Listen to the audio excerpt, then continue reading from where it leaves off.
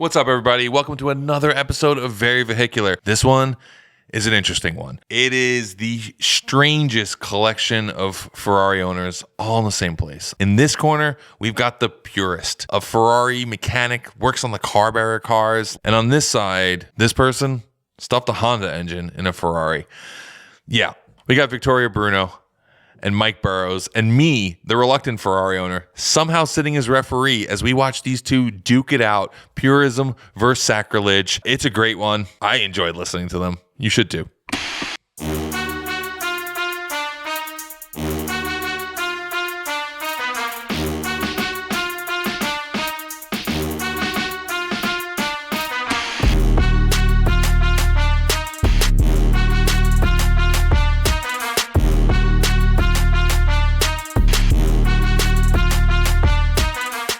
What's up, guys? So we're going to start. Neither of you know each other. Like, you literally met in my driveway. Wait, there's someone else here? Okay. Yeah, we do not know each other. This is already off to a fantastic start. I love this. So, Mike, Victoria, nice for you two to meet each other. Yeah, nice to meet you. I'm excited for this. I know that we've got kind of like opposite ends of what might be a very interesting spectrum. So, if you know anything about me, you know I love mods. From car mods, garage mods, even house mods. I just enjoy modifying things, which is why I really love these fantastic, robust shop stools. While they're great stock, Vyper also offers a ton of mods. Right now, the one I'm sitting on has the extra wide butt, for big boys. But you can also add cup holders, adjustable backs, parts trays, even armrests, which we're going to attach to these podcast stools. Anyway, check them out. Made in the USA. I love these guys. VyperIndustrial.com. That's Vyper with a Y. You may hear me talk a lot about Toyo's R888R and the soon-to-be-released Sport R, because these are great tires for cars like my 911. However, when it came time to look for a tire for my Audi S8, a Q-ship that I occasionally push on winding roads, as well as daily with the family in all types of weather, the Proxys AS was the perfect tire. It's an amazing ultra-performance, all-season tire. It drives and looks great, but it's also very quiet for its level of grip.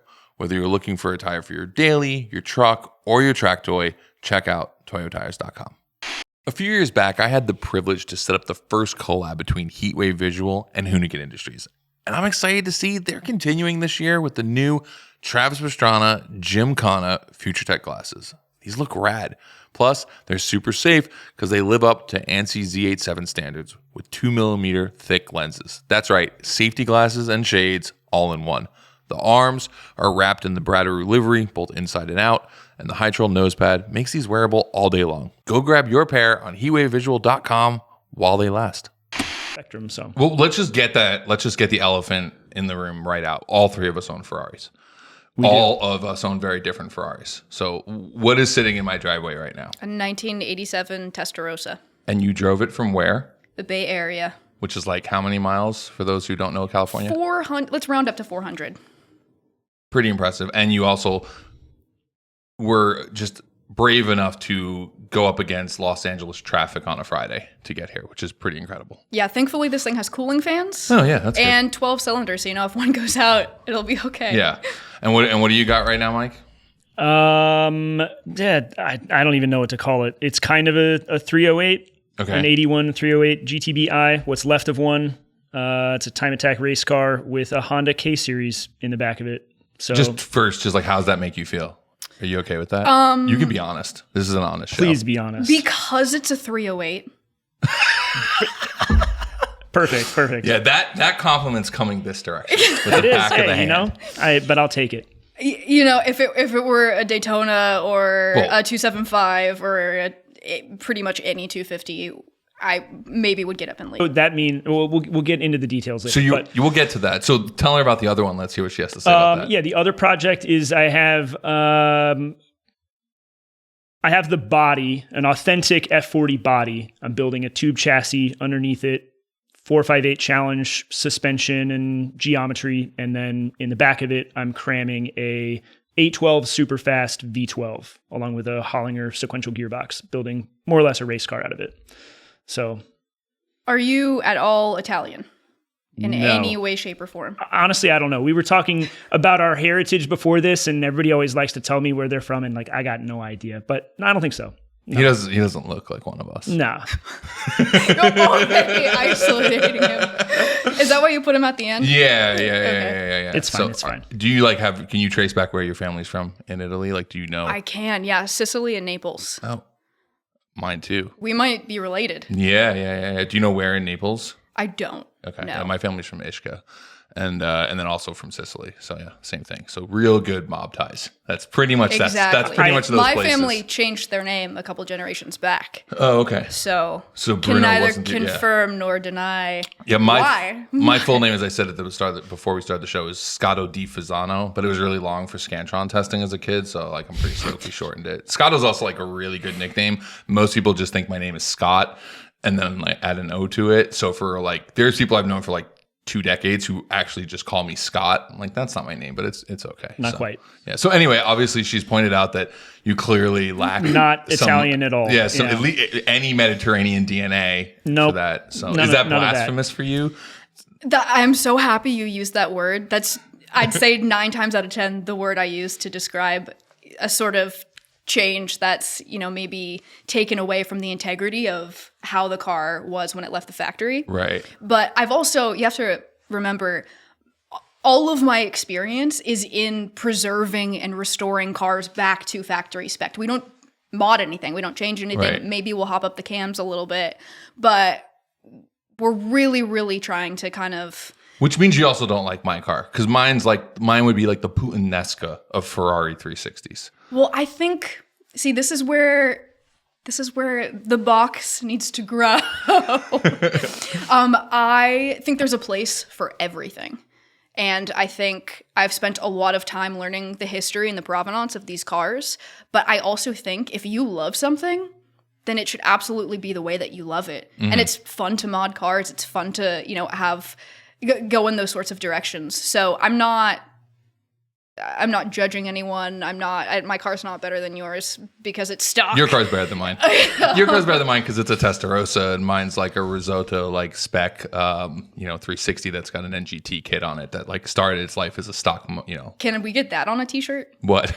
Risotto specs. Blah, blah, blah, blah, blah. Yeah. It's a full Ricer spec Ferrari, but I love it. I love it because I like that it's loud and over the top. My wife hates it because it's red because she feels like it's supposed to be red. Come on. I agree, but she's not a Ferrari person to begin with. And then the fact that I bought a Ferrari and I also got it in red, like just she likes understated. You've seen my house. She's a minimalist. Fair, but to that point, because we were talking about this earlier, what is a Ferrari person? Are any of us Ferrari people? Are you a Ferrari guy? No, not at all. Are you a Ferrari person? Absolutely not. Are you a Ferrari person? I'd say I'm a Ferrari person. Oh, okay. Yeah. But do I have to be? Do I have to be stuck with that title? You can be whatever you want. Can I evolve and grow and change? Of course. Will you all accept me if I do that? Hopefully. Yeah, I don't know. I think at the end of the day, it doesn't really matter. I mean, do whatever I want. So we don't know each other either. We literally met in my driveway. Just met. You said, hey, I'm going to be in LA. You want to catch up? And I said, sure. You want to come on a podcast and get ambushed by us? Non-Ferrari purists. But I know you from Instagram and that you are a Ferrari mechanic. Give us just a quick background on that. You don't have to go too long. I'm sure you've told your story 1,000 times before. There's a really good IG reel that gives the background of all that. But give it to those who don't have time to go look. Sure. So I was born and raised in LA. Obviously, the car culture here is heavy, but I came from a family that was not interested in it at all. So I was interested in it. I watched cool cars drive out the window of my mom's minivan, or drive down the street while I was looking outside of my mother's minivan. And always just had a passion for it, but was kind of shut down when I was a kid. So I embraced it as something that I would pursue later in life. And I didn't know what that looked like. Fast forward, the pandemic hits. I'm miserable. I got laid off of my job as a waitress. I didn't know what I wanted to do. And I asked myself probably the most important question to date, which is, what's my passion? And it was working on vintage cars. I didn't know what that looked like. And so you had a passion for something you had never done? Yes. Okay. I like that. I'm into it. Trust me, I got a passion for project cars I've never worked on. Yeah. I mean, I think you know when you feel a connection to something. Yeah. And I was really interested in design, and I thought I was going to do something that maybe on paper is more artistic. I thought I was going to want to do body work or metal fabrication. And then I went to school and instantly fell in love with engine rebuilding and basically all things mechanical. So I put all of my time and energy into really kind of expediting my growth as fast as I could because I was transferring into a 4-year program as a junior. So I only had 18 months to develop a skill set that would allow me to be sufficient enough to be able to walk into a shop and work on cool cars. And so I just set the bar really high. I always loved Ferraris, and it also was something that sounded impossible. So I just made that my goal. And then luckily when I graduated, I got a job at one of the best Ferrari mechanical restoration shops in the country, if not the world. And that's where the purism comes from, is working there. Definitely. And I think with the school too, I mean, they teach you restoration. They don't teach you resto mods. They teach you how to work on cars, how to do things sort of the right way, not as far as mods go, but as far as just, knowing when turning a bolt is, or knowing when you're going too far, when you're turning a nut or something like that. So the technical side, that's what I've been trained to do. And that's what I have the most hands-on experience doing, is that specific niche. Oh, you are amongst the wolves right now. I was going to say, have you considered that maybe you are part of a cult, that this could be indoctrination? This is an intervention. My God. Yeah, we're going to have you, how this is going to end is I'm going to hand you an impact wrench and you're going to remove the intake cup out. The intake cup. Are you there, Enzo? From my Ferrari. No, I think it's actually really interesting because I've worked on a lot of cars in my life, and there's definitely like Ferraris live in this weird like black arts world where people like are afraid to work on them. For example, I just got my Ferrari serviced at my Porsche shop, which is BBI. Wait, why didn't I service it? Because you live all the way up in. That's actually where I bought the car from. I bought the car from San Mateo and drove it down. Oh, really? Yeah. So when I got the car, I picked it up there, and it was rad because I took the one down. It took me 10 and a half hours to get home. And it's still probably like the most important day I've had with the car. Because like I finally bought a Ferrari, drove down through Big Sur with my best friend Tony Harmer in the car, and we just like cruised, took our time to take really cool photos that were just dorky and, just like those moments. And yeah, it was amazing just to like windows down, listen to it the whole way. It's still probably my peak moment of owning the car, which is kind of like owning a boat where the best day is the first day you own it and the last day you own it, which I guess is probably similar for a lot of Ferrari. But, I've had a 911 now for, I don't know, since 2010. So like I definitely feel like more of a Porsche guy, and I bought my Ferrari for a lot of different reasons. But one of the reasons was just because my 911 was getting an engine rebuild, and I didn't have like that like super cool car in my pack. So I was like, 360s, the price was dropping on them. And I'm like, okay, I'm going to buy one while they're dipping. Because like I've watched the Ferrari market since I was young, and there's always this like math of the car is not cool enough, old enough to be cool and vintage, but not new enough to be cool to like guys who want a new Ferrari, and they hit this bottom. And I watched it happen with the 355, and it went from like 40 grand to 150 grand in like 5 years. So I was like, okay, I'm going to pick one up now. Well, I think there's this stigma that is just attached to every Ferrari ever made, which is that it's really complicated, it's a pain in the ass to work on, it's really expensive. Yeah. But it is. It is. Let me just tell you the story. That last part's definitely true. My air conditioning wasn't working, and I was like, man, if the AC worked in this thing, I'd probably drive it more because it's a fun car in the summer. So I was like, I just need to get the air conditioning fixed. I was quoted $5,000 for a compressor, and then found out that it's the exact same compressor that's in a Ford Transit, and just got the Ford Transit compressor. And it's like, I think that's the part that scares people about Ferraris is things. How much was the Transit compressor though? $265. Like super cheap. I could tell she wants to get under the car right now and remove it because I'm sure it wasn't made. Because Ferrari used GM smog equipment. Yeah. They were like, why would we design anything? This already works. Let's just I have a GM alternator on my Testarossa because that's what it was from the factory. Right. And also like they didn't care. Things that didn't matter for performance, they were okay to use something that was like tried and true. Sure. Right. Like they didn't care to make the ultimate compressor.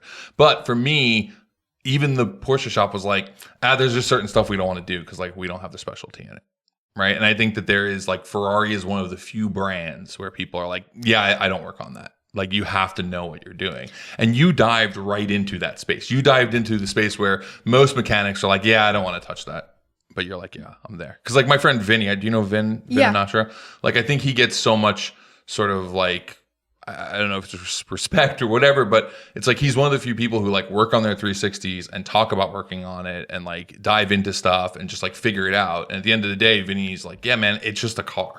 That's exactly how I feel. And I think also, too, a lot of the people that have been working on these cars gatekeep information. And at the end of the day, it's just nuts and bolts. It's going to function the way any other internal combustion engine functions. So I think if you have confidence in your own ability, then that should be enough to get you to execute the job well. But also, I mean, same with any job, stay humble enough to know when you need to ask for help. Yeah. So Mike, because Victoria probably doesn't know your background at all, and she just knows that you have created this blasphemous Ferrari, actually 2 of them. Why don't you just quickly, because we could spend an entire podcast. Franken Ferraris. We could spend an entire podcast just talking about your history and everything and how you got here. But to me, like, I kind of forget that you have a Ferrari because I know you for like the Model A BMW project. I know you obviously for Rusty Slamington. Like, I know you for all the early stuff that you did that lived way more in sort of this Euro meets hot rod space. And now there's like this whole new audience of guys who know you because you are molesting Ferraris. No, I think that's really fair. These days, it is interesting to me that it feels like most people that I encounter as like my channel and audience grows have no idea that there's anything from the past or that I'm anything but like a big Ferrari guy, which is a running joke that everybody keeps calling me. I do not identify as a Ferrari guy. I own them kind of by happenstance. Like the first one was intentional and the second one was an opportunity.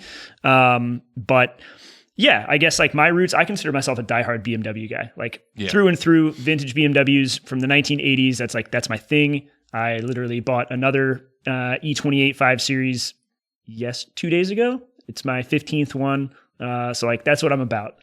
How I got here, I don't know. I'm just riding the wave of having fun. I like making weird cars, crazy projects.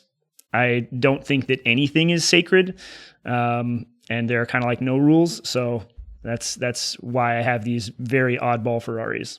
And also before Mike was like known as a builder, he was a media guy because he ran Stanceworks, which was like, I don't know, one of the cooler websites, I think, for a long time. I'll give you that. So I appreciate that. Because I think there was this period of time where that sort of build culture was blowing up on the internet. And there was a lot of stuff out there, but I think you guys had like a very curated sense of what to put in there. And it was also broader than what we were seeing, right? And I'm not just saying that because you guys covered my Napalm Nova, but it was also cool that you did because like most people would never have included a 72 Nova in that world, but because mine was slammed and different and had like, you know, a Japanese kind of flair to it, you guys saw it differently. So yeah, I mean, so we had back in the day when blogs were a thing, if we all remember that. I miss blogs, man. I do too. It bums me out. Nobody reads long format content anymore. Like that's why I pivoted to YouTube, because like I'd be pouring my heart and soul into writing things and then realizing like, oh yeah, like 15 people read this. Cool. That was worth the effort.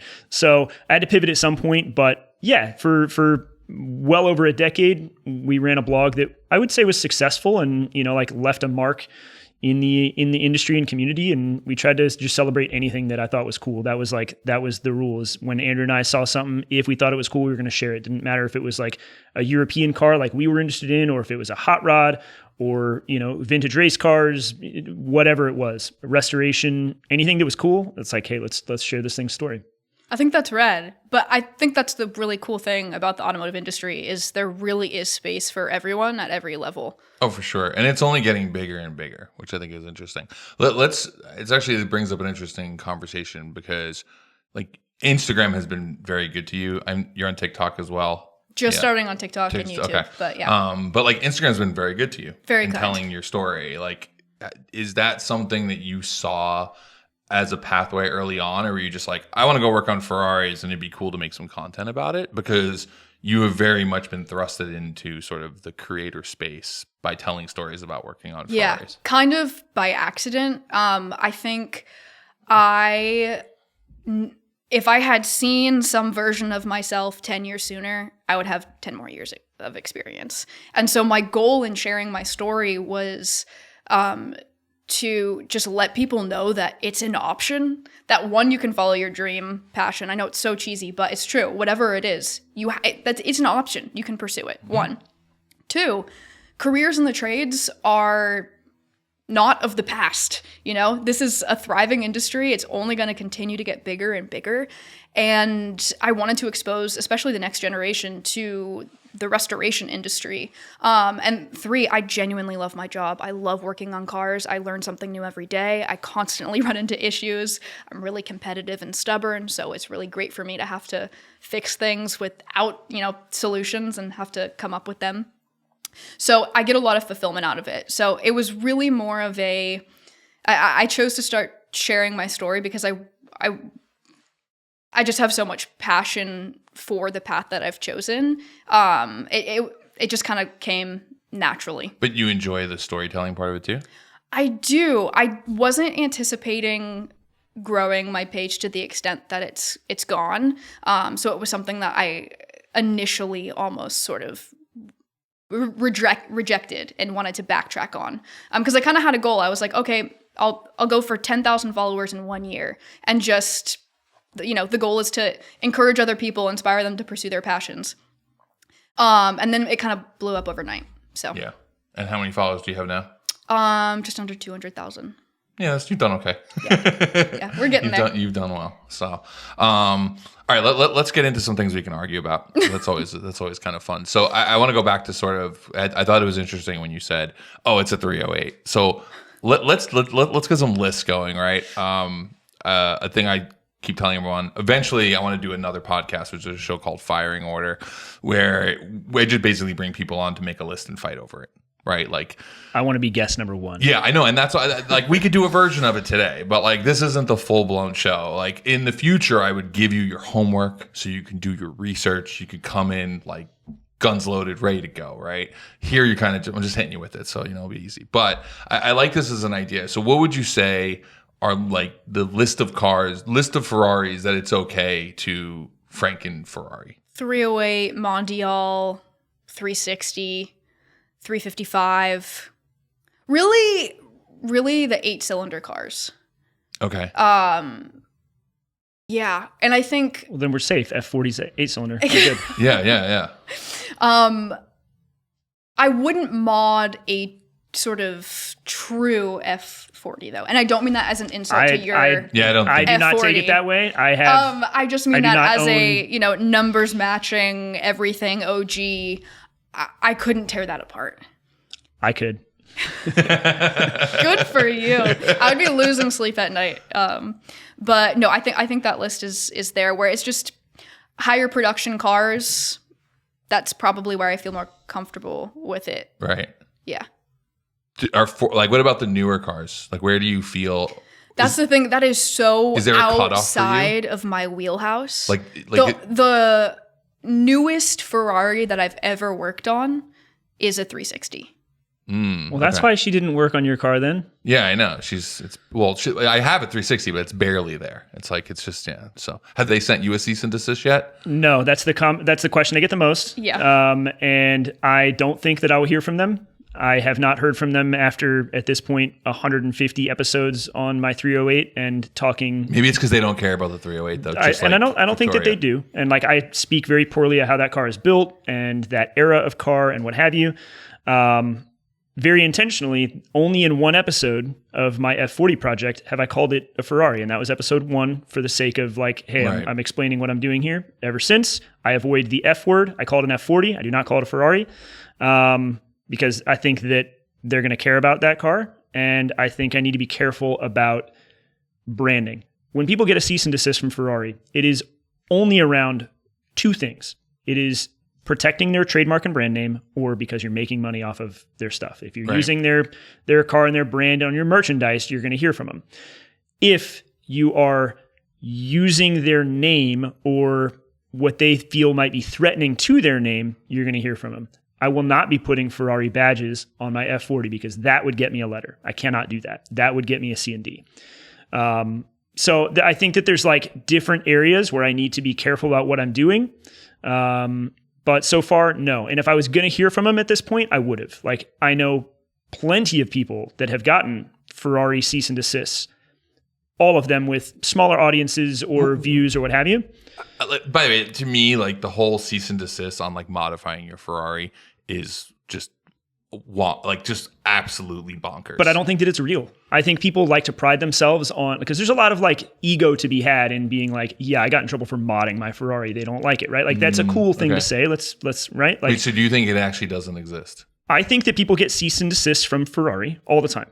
But like the most common example would be Deadmau5, and he had that Ferrari that was wrapped in the, like the rainbow and the cat and stuff. And people love to be like, oh, Ferrari got upset with him because he modified that car. It wasn't because he modified the car. It's because he changed the badge to have a cat on it and it said Ferrari. Ferrari needed to protect their trademark, and they're going to do everything they have to protect that trademark. They are one of the most recognizable brands in the world. Absolutely. Like when you look at that list, it's, Nike, Coca-Cola, Ferrari. So like they have an incredible brand presence. So like I get it from the brand side. They need to protect it, and I'm there's like a small chance there's going to be, one of these Ferrari lawyers sitting there like watching me talk with this confidence, thinking like, all right, buddy, watch this. But I feel loosely confident in what I'm saying because at this point, after 5 years of publishing regular videos about these cars, I haven't heard anything. Do they not own F40? I am going to refrain from answering that because I'm not educated enough to really know what I'm talking about. But he also doesn't want this podcast to be used in the deposition. Yeah. So I don't know exactly what Ferrari owns with respect to that word.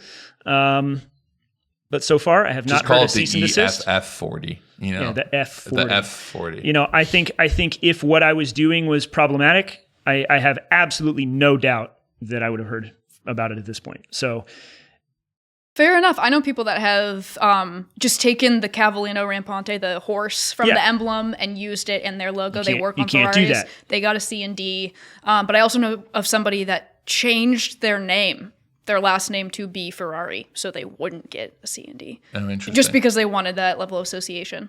That's a little much, but that one is. But also respect. I'm fully on the C&D for using the logo in the wrong way. 100%. I mean, that's obvious. That's like classic. I would do the same. We used to C&D people at Hoonigan all the time.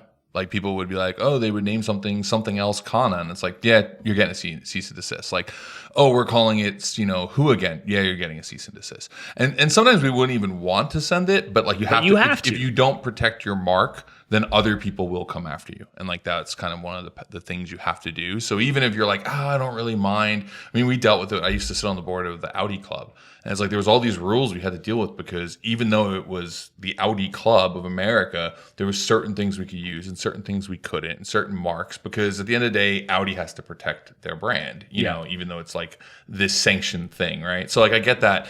I think it's more of the, hey, you've painted your car or you've put a wing on it or you've put a body kit on it. Like, is that really happening or you don't think it's actually happening? I don't think that happens. I think that that's a myth. I think that people get cease and desists because they've broken a rule tangent to what they've done to their car. Like changing the logo. Like changing the logo. Or maybe they've put, let's say, maybe they're selling merch and they've put their Ferrari that they've modified on their merch and Ferrari says, hey, we own the trade dress of that. You can't do that. Or things like that. And I don't have an exhaustive list, of course, but I don't think outside of some circumstances that's what happens, especially not with layman and their layman level cars like we have. Like we could do whatever we wanted to that Testarossa outside and we won't, but we could. And they're not going to say anything about it. They're not going to care.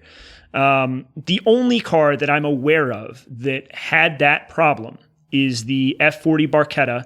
A guy took one of the 19 LMs and he cut the roof off of it and turned it into this roadster race car. And he went out and he was racing this thing. Now, again, it could be more to it than because he, bastardized that car. I don't know the details, but he got a cease and desist. He had to remove the Ferrari badging from that car, and Ferrari removed that car from their registry. It is no longer an LM. So now there are 18 F40 LMs.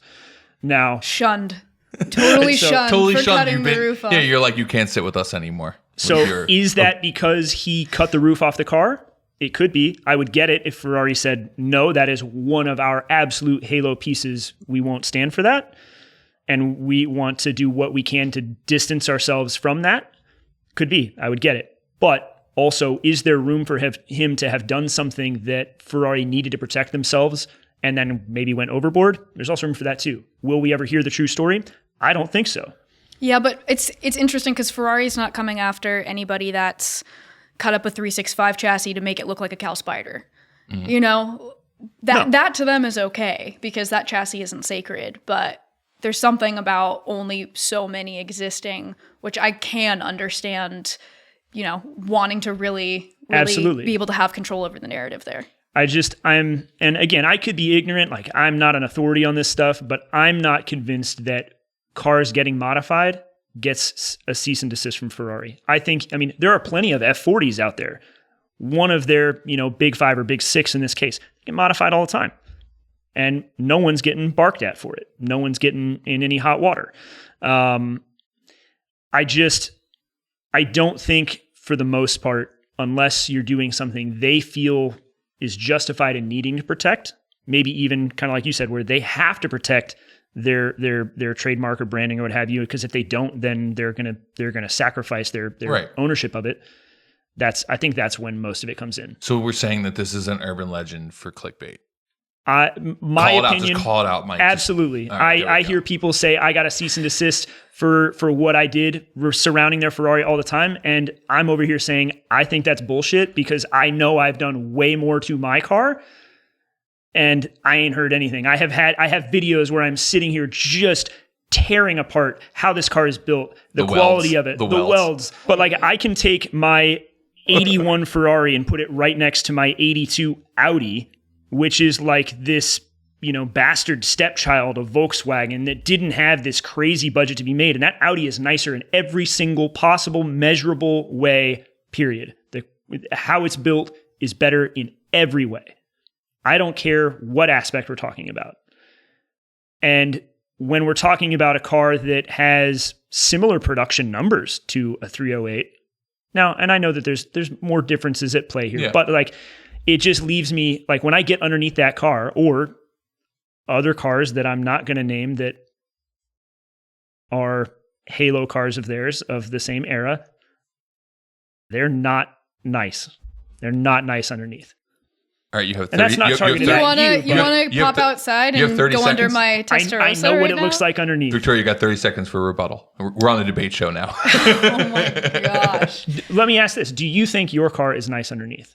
I actually do think my car is nice underneath. From your craftsmanship and cleanliness perspective or from Ferrari's? I think... Because I think you could do absolutely everything, meticulous restoration of a lifetime. You could, like, let's call it $1 million restoration on your car. And I still think that it would be garbage underneath. I don't think that's the point, though. I think that's why I love my car so much, and that's why I'm going to drive the hell out of it, take it from 14,000 miles to 114,000 miles. It's because they're meant to be used. They're not meant to be perfect. I'm cool with that part. That also means that craftsmanship, I mean, restoring something to... at the shop, we don't take cars apart and put them back together and make them perfect. If anything, if they're, you know, competing at a concours, they're gonna have points deducted for over restoration because it's not about being perfect. It's about being what it was. And I think it's okay that it wasn't perfect. I'm not striving for perfect. I think that there's like a level of like what I would call like acceptable craftsmanship that when the car community as a whole, we all put Ferrari on a pedestal. It's like, it's the number one. I think we probably all feel that way in some regard. And that is like across the board. It's the number one brand. It's the big dog. When we put these cars on this pedestal, I expect there to be some level of craftsmanship that I haven't found in some of these older cars yet. Let me ask a question there, because I know that this is one, while maybe slightly feels like a hot take, a lot of people have said this before. A lot of people have called out, and I have a lot of journalist friends, so I won't mention, who've called this out and then been uninvited to drive any future Ferrari afterwards, right? But to me, because I own a bunch of German cars, so I was born and bred on German level engineering, which is like usually overcomplicated and almost like too good. But with the Ferrari, I feel like what's important for the Ferrari is sort of in reverse from what's important to a German car. Like, for example, I'm just going to say this, and I think the most important part of a Ferrari is the sound. which is like why I was happy when you chose the engine for your F40, because I'm like, okay, it's still going to have that sound. Absolutely. Right? My 360 is not fast compared to my other cars. My 911 right here would destroy my Ferrari, right? A lot of my other cars, a lot of my Audis would destroy my Ferrari. My van might be faster than the Ferrari, but nothing sounds cooler. Like there is, and like I hate to be this because I know that this is so cliche and romantic to talk about the passione and all of that. But like to me, like there's just something about the way the Ferrari sounds. There's something about the way it looks, right? And I don't actually like modern Ferraris, but like we're now in a world where like there's so many supercars, and there's just certain cars that like don't do it for me. I know a McLaren is a fantastic vehicle, but like visually it doesn't speak to me the way a 355 does. Right? Like I think the 355 is a beautiful car, and it probably has a lot to do with my age, but I love how my 360 looks. I love how a Scud looks. I mean, the F40 is such an amazing car. My son, he just turned 6, and for his birthday, he asked for a Franklin Mint F40 that he saw in a thrift store, right? And like this is a toy that came out in 1989 and was that I remember as a kid, and like it's not even a toy, it's a collectible. And it's like, what is it that this 6-year-old living today sees an F40 and is still like, this is perfect, and he loves it. It's his like favorite toy now, especially because all the things open up in the, you can like, there's actually like carpet on the floor, which is kind of cool. Like of the model, it's really nicely done. But it's like, what is it about the visual of a Ferrari that just speaks to people? And I think that is always going to be the argument from the other side, because like, I got underneath the 360 the other day while they were dealing with the air conditioning stuff, and it's like, it feels really rudimentary underneath. There's a lot of stuff that you're like, ooh, like that's like, that looks not as well crafted as on my Volkswagen, which is crazy to think about because my Volkswagen was a fraction of the price when that car came out. But I think to her point, and I want you to kind of either back me up or argue with me on this, is that like that's just not what the ownership of a Ferrari is about. But what you're saying is for the pedestal it's on, it should be. Sure. Victoria, do you want to chime in on that? Yeah. Before he goes, because he is just chomping at the bit. I think we're forgetting something. And again, it's kind of cliche, and Brian mentioned it, is the passion behind it. And that's why I chose to put all of my heart and all of my energy into becoming, or, trying to become an expert in the mark, or as a technician, is because there's that passion and that poise and engineering that dates back to, the late Alpha days. And Ferrari wasn't making cars because they were trying to be the best. They were just trying to, not because they weren't trying to be the best. It was because they weren't trying to be perfect. They were trying to evolve and trying to grow. So they would cast engine blocks without assigned chassis numbers just because they wanted to see what worked and what didn't. They didn't have, this elaborate plan to grow and evolve and be perfect. They were just actually getting out there and doing it. And so I think that says a lot how many of us don't pursue our passions because we're too scared or we're afraid of looking stupid. I don't think they've ever been afraid of looking stupid. I think them being able to take that step and take that leap, that speaks to that passion of the mark. And I think that's why I love it, is because they're not ashamed to be what they are. Okay. I can respect that. I want to also like I'm make sure that I can agree to disagree. Because I do have some points that I think are important for me to also put out there that are in the same vein. First and foremost, I want to apologize that if this podcast and being associated with the things that I have to say about this stuff gets you blacklisted for the rest of your career, my bad. That's going to suck. But okay, so first of all, I think a lot of people are going to misconstrue my criticisms about Ferraris as some sort of disdain or well, especially coming from a big Ferrari guy, because you're now a big Ferrari guy. Yeah, there's no disdain for the brand. I really think it's important to be critical of the things that I enjoy, like across the board.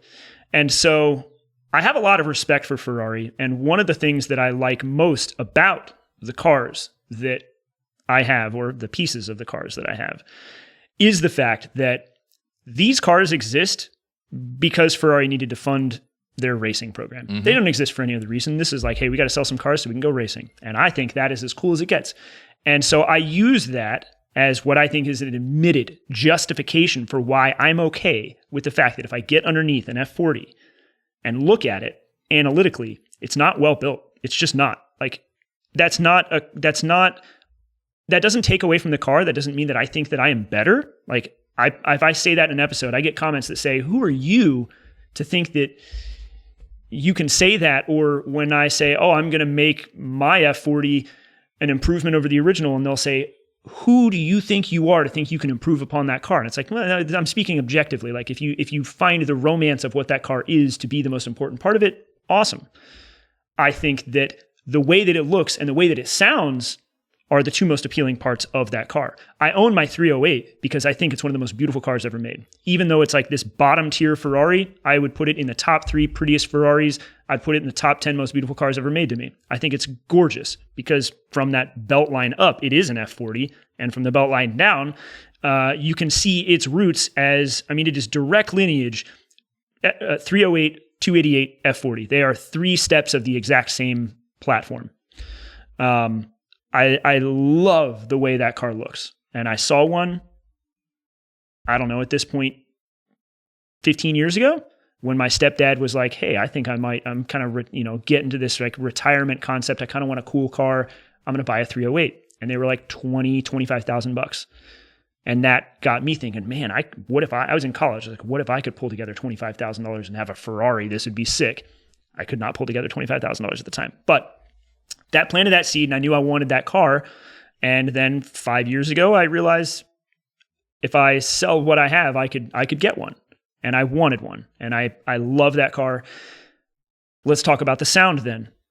If we're talking about Ferrari sound, the 308 ain't it. It does not make the sound that people think that when I would say like the average, and that sounds critical, but like the average car enthusiast, when you think about a Ferrari V8, they're going to think of that 355 and later sound, that snappy, flat plane sound that fast revving. Yeah. The 308 does not sound that way. Not any variant of it, 2-valve, 4-valve, none of it. It has a pretty and respectable sound, but I don't think that it's the sound from that car is worth writing home about. It is nice to hear behind you. It has a very pretty induction noise. It sounds like a classic overhead valve V8. Do you think the K is a better sounding engine? No, I didn't pick the K for its sound. But that's not the car that defines the mark. That's not the car that people think of when they think of a Ferrari. For a lot of people, only because of Magnum PI, I would say that it is. Like, it's probably one of the most famous and like widely acknowledged and recognized Ferraris. You heard it here first. The 308's the most famous and widely recognized I gotta say though, like he does make a strong argument that Magnum PI was so influential in the 80s. Totally. And but also so was Ferris Bueller's Day Off. But that also makes that car one of the most recognizable. There are things that make these cars recognizable. And again, I'm not saying a 308 is the best of anything at all, nor should it be representative of the mark whatsoever. I'm explaining, I get a lot of criticisms by people saying, how could you take the soul out of that car? I can only imagine, I want to pause on this for a second. How much real hate have you gotten? Because I do think that there is a cult-like level of Ferrari owners who feel that you should never change it. I think we have one sitting at the table. No. Hey, wait. Okay, we can come back to this. I'm kidding. But, you do, I think, I've definitely heard a lot of people sort of be like, I can't believe you're doing this, or it's no longer a Ferrari, or whatever. I think that there's... Does that, change the way you think about it? Or does that actually fuel you a little bit? I don't. It doesn't fuel me. I don't care. I love to argue. Clearly, here we are. And so I love getting in the YouTube comments and if somebody is what I would say brash to me, I take that as the liberty. I'm going to be brash back to you. If you're going to open that door, I'll give it back to you. I think that's fun. And I get criticisms for doing that too. But it's hey, this is a car community. We're going to do this. But it doesn't. like, how much real hate do I get for it? Not a ton. Like, not in terms of anything outside of like negative YouTube or Instagram comments. Like, people that go beyond that is very rare. Every once in a while, I'll get like an email or like a, something weird where it's like, oh, you're kind of crazy. Yeah, you probably haven't been on FChat lately, but sure. Can I ask you a question? You can. With your builds, what's your goal with not your Ferraris, but with every car that you've worked on? As a human being, as a craftsman, what's your goal when you work on a car? I would say that there are two. One is to make whatever I think is like the most bitchin' thing possible at the time. And then two would be to like further my crafting, get better at what I do. Okay, then plain and simple. I think that's amazing. That's commendable, truly. And so if you're checking your boxes and you're doing your thing and you're happy at the end of the day, it doesn't matter what any of us think or say. But again, I'm not concerned with that. Right. But I'm just saying from my end, it doesn't matter if you chopped up a Ferrari. I'm not mad at you for doing that. I don't think that it's blasphemous. I think that you should be able to do whatever you want to do with your car. Because it's a 308. Because it's a 308. If it was a F40 or an Enzo, how would you feel? I think if it was something that had a lot of value and a lot of significance, then it would be painful to see. This roadside storytime interruption is brought to you by my good friends at FCP Euro. A few years back, I went to Germany and I bought my dream car, a 1994 Audi RS2. I just love this thing. It's great. It's fast, built by Porsche, but it's also high mileage. And when I got it back to the US, I started to notice it was smoking a bit. And I thought, oh man, it's going to have to be like a full engine rebuild. But FCP sent me some Liqui Moly motor oil saver. And I'll admit, when I first got it, I thought, oh, what kind of elixir is this? Like, is this really going to work? But I figured, hey, what the hell? Might as well throw it in. They say, put it in, drive it for 500 miles. And guess what? At the end of those 500 miles, sure enough, the RS2 was like barely smoking. When I say barely smoking, meaning I could live with it just a little bit here and there. It really cut down on it all. And now I'm 5,000 miles since that time, and the RS2 barely smokes at all. I recommend it. And I've also put it into a bunch of my other vehicles because let's be honest, you guys know most of my cars, they smoke. So this is sort of a great product for me. I also use a bunch of other Liqui Moly stuff, and you can find all of that at fcpeuro.com, as well as a bunch of other Euro parts. As I mentioned before, if it wasn't for FCP Euro, most of my cars would probably not be on the road. So thanks, guys. All right, so let me ask you a question. Do you feel like the actual value of a Ferrari is directly related to how cool it is? And I ask you that in like a two-part. One, to like just Ferrari enthusiasts in general, and then also like to your own likings. Because the next question that's coming is, I think, what all of our favorite Ferraris are. And I will tell you that price is not connected to mine. But like for you, do you feel like the actual value is that driver? I think this is probably the best example I can give you. A 250 Lusso, a 250 short wheelbase. Short wheelbases are 10 to 12 million. Lussos are 1, maybe a really, really nice one's 2 million. Underneath, it's the same car. Which one do you like better? I would rather have the Lusso. But why? Because the experience, maybe people are going to come after me. No. It's close enough. Mm-hmm. You can use it, you can thrash it, and granted, obviously, it's still $1 million car, but it's not a $10 million car. So I wouldn't feel like I was harming my investment if I was driving around a Lusso consistently. Because that's what I plan of all the cars that I have. And again, I'm just getting started. I just bought my first Ferrari. I don't have any other cool cars. By the way, you said this before. I'm just going to hit you with it now. You realize how crazy it is to say that you just bought your first cool car, and your first cool car is probably in the top 10 list of coolest cool cars ever? Because even if the Testarossa may not be at the top of the list for everybody, I would say, at least for my generation, there's nothing cooler than a Testarossa. Like, the Testarossa was just such a cool vehicle, right? And pretty iconic. It is extremely iconic. That, for me, that and the Countach are those genre creating They kind of defined the era. vehicles. Like they are the archetypes of a modern supercar, right? Where the previous cars lived in this weird sports car world. Those cars were, this is what a supercar is supposed to be. But I mean, and maybe to kind of bounce off to the Lusso versus the short wheelbase, the Testarossa versus the 512 TR. Yeah. 512 TRs are $500,000, and obviously there were some, amplifications made and some body changes as well. But I would rather have the Testarossa. It's the experience is close enough for less money. Why would I'd rather take that, whatever the gap is there and put it toward another cool car instead of having all of that locked up in one car. I 100% agree. So, okay, what are your 3 favorite Ferraris? Like, what do you think? Of all time? Of all time. 500 TRCs. Okay. Incredible race cars. I would say 250 Lusso. And just because I own it and I have just a gross emotional connection to it now, the Testarossa. You? What are yours? I guess... you already said the 308 is on that list, right? Yeah, I would say, like, obviously I love the 308. If we exclude it, since I have it, like F40, that's an obvious one. Like that's the number one. I would say a 551 or 550 GT1 like pro drive car. That would be up there for me. That's a super cool car. That's in the type of thing that I like, and I think they're super bitchin'. And I guess because of, like I said, the F40 and 308 lineage, like the 288, that's the other like really good looking one to me. I'm not into the vintage cars. They don't, I respect them. I think they're really cool. They don't do a ton for me. Like that's not something that I'm ever going to be, like if I had all the money in the world, that wouldn't be on the list of things like I felt like I needed to spend money on. Yeah, I don't know. But again, like back to our initial point, like, I'm not a Ferrari guy.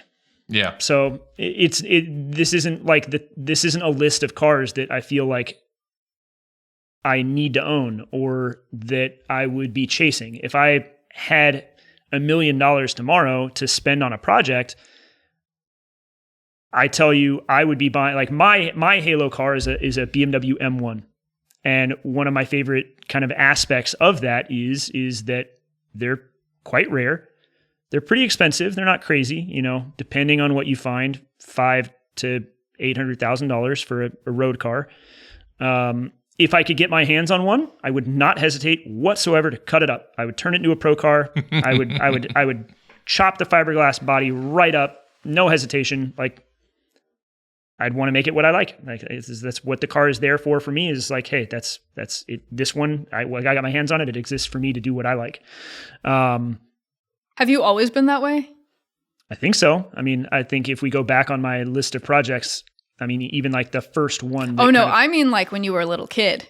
No, because I wasn't even into cars until I was like 15 and realized I was going to get a driver's license soon. And then I was like, oh, Honda Civics are sick. Let me ask you a question, because I just had this thought the other day. When you got Legos as a kid, did you follow the instructions and build what the kit was, or did you make your own thing? I use, in like every interview that I have done, there's a few different analogies that I use, and one of them is always about Legos as it relates to... Clearly, I don't listen to enough interviews. You don't need to. But the Lego one relates to how I view cars and what I find interesting about them. Now, my analogy is a little bit different, but I say when I got Legos as a kid, or even now, I'll build what it was that it was supposed to be. I like following the instructions and making the thing. Once I built it, I didn't build it to play with the finished toy. The whole point of it was the build process. And once it's done, it gets disassembled and then becomes something else. And then you go through and now you have all these blocks and bricks to play with. It was never about the finished product. Do I like driving my cars? Absolutely. That is a very big part of this hobby.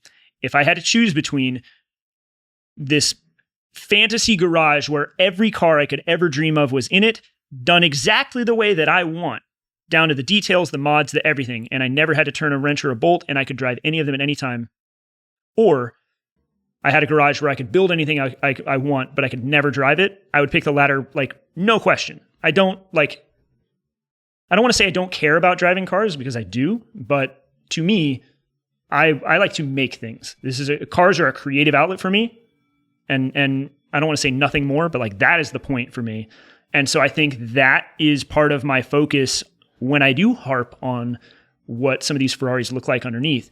I take pride in doing the best that I can. And so when you say, what's the point of this for you? And I say, well, I want to make something really cool, and I want to push my craft. Now, if I look at Ferrari, I'd hope that somebody there had the same idea of like, I want to push our craft. I want to get better and better. Now, there are economies of scale, and there's 40 years between me and when my car was built, and I get to stand on the shoulders of giants that allow me to know what I know. I'm not independently good at what I do. I have learned from a lot of people. But if me as a guy in the garage, because that's all I am, if I can make something well, and I can put effort and energy into making it as good as I can, I want to hold other people to the same standard. So it's interesting because I feel like you and I are very similar in that way, right? Like when handed something like a car, you and I both look at it as like a blank canvas, right? Or for the purpose, I'll say in Latin, right? Tabula rasa, where you look at the car as the finished art. Like you're like, oh, it's already perfect. And me and him are like, ooh, we should paint this white and get started, right? Because I too, like you, just enjoy the process of it, right? I have this one project car that I've never told anyone about, so I'll lay it out right now. I have this one project car that I plan to take 10 to 15 years to build, because it's just this Everybody thing knows I want about to the do. Audi. No, I have an E-Type.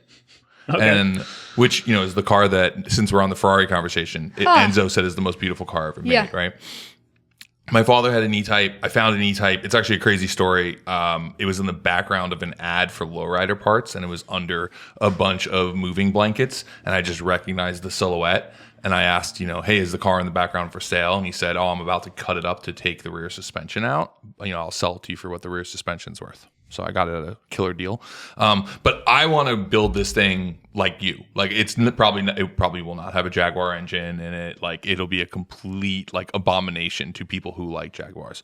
But it's this project that I don't even know if I really ever care to drive it. Like I just have this dream of like, this is the car that I want sitting up on blocks for the next 10 years that I get to work on every day. Like I really enjoy that part of it. Like, and I enjoy the paper build. I enjoy all those pieces. And I feel like you're similar, but for you really enjoy them like as intended, right? Yes. Yeah. I mean, and like I said, I think, if you want to cut it up, cut it up. So let's talk about that. Let's just say like the game we have to play is like, you have to build a car and mod it. Right, like you have, and it has to be a Ferrari. It has to be, yeah, because otherwise we're gonna crush a ton of cars you love, right? So like it's like bullet to the head kind of game, except instead it's like all these priceless vintage cars like about to get crushed, or you have to build a modified Ferrari. What does it look like? What does it look like? Yeah. Walk us through the build real quick, and it has to be. It can't have a. What is your Ferrari hot rod? And don't okay. So I wanted to jump in a second ago and say you agree that some Ferraris it's okay to do this to them, to hot rod them, to bastardize them. I would argue it's okay to do it to any of them. I genuinely I don't want to subscribe to the idea that anything is so sacred that we don't do that. Now, that's not to say that there are cars that I would own that I would not modify, because sometimes there is value ascribed to special things. But as a whole, I want to use the F40 as an example. There are a lot of them. There's 1,300 and some odd of them. That's a pretty big production run for a car that's worth at this point $3 or $4 million.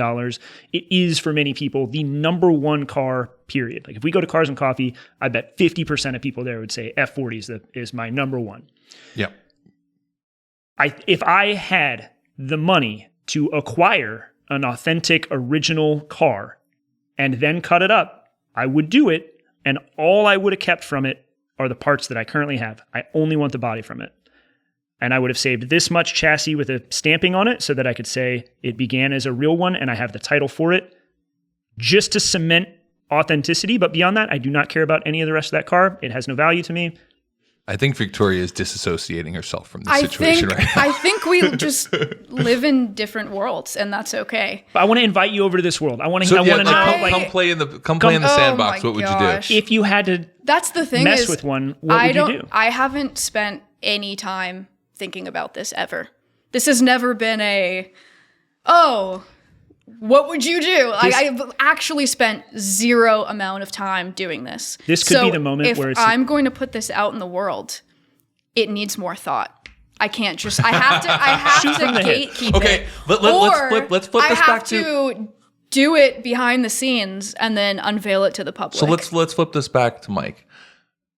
You have to do a perfect nut and bolt restoration.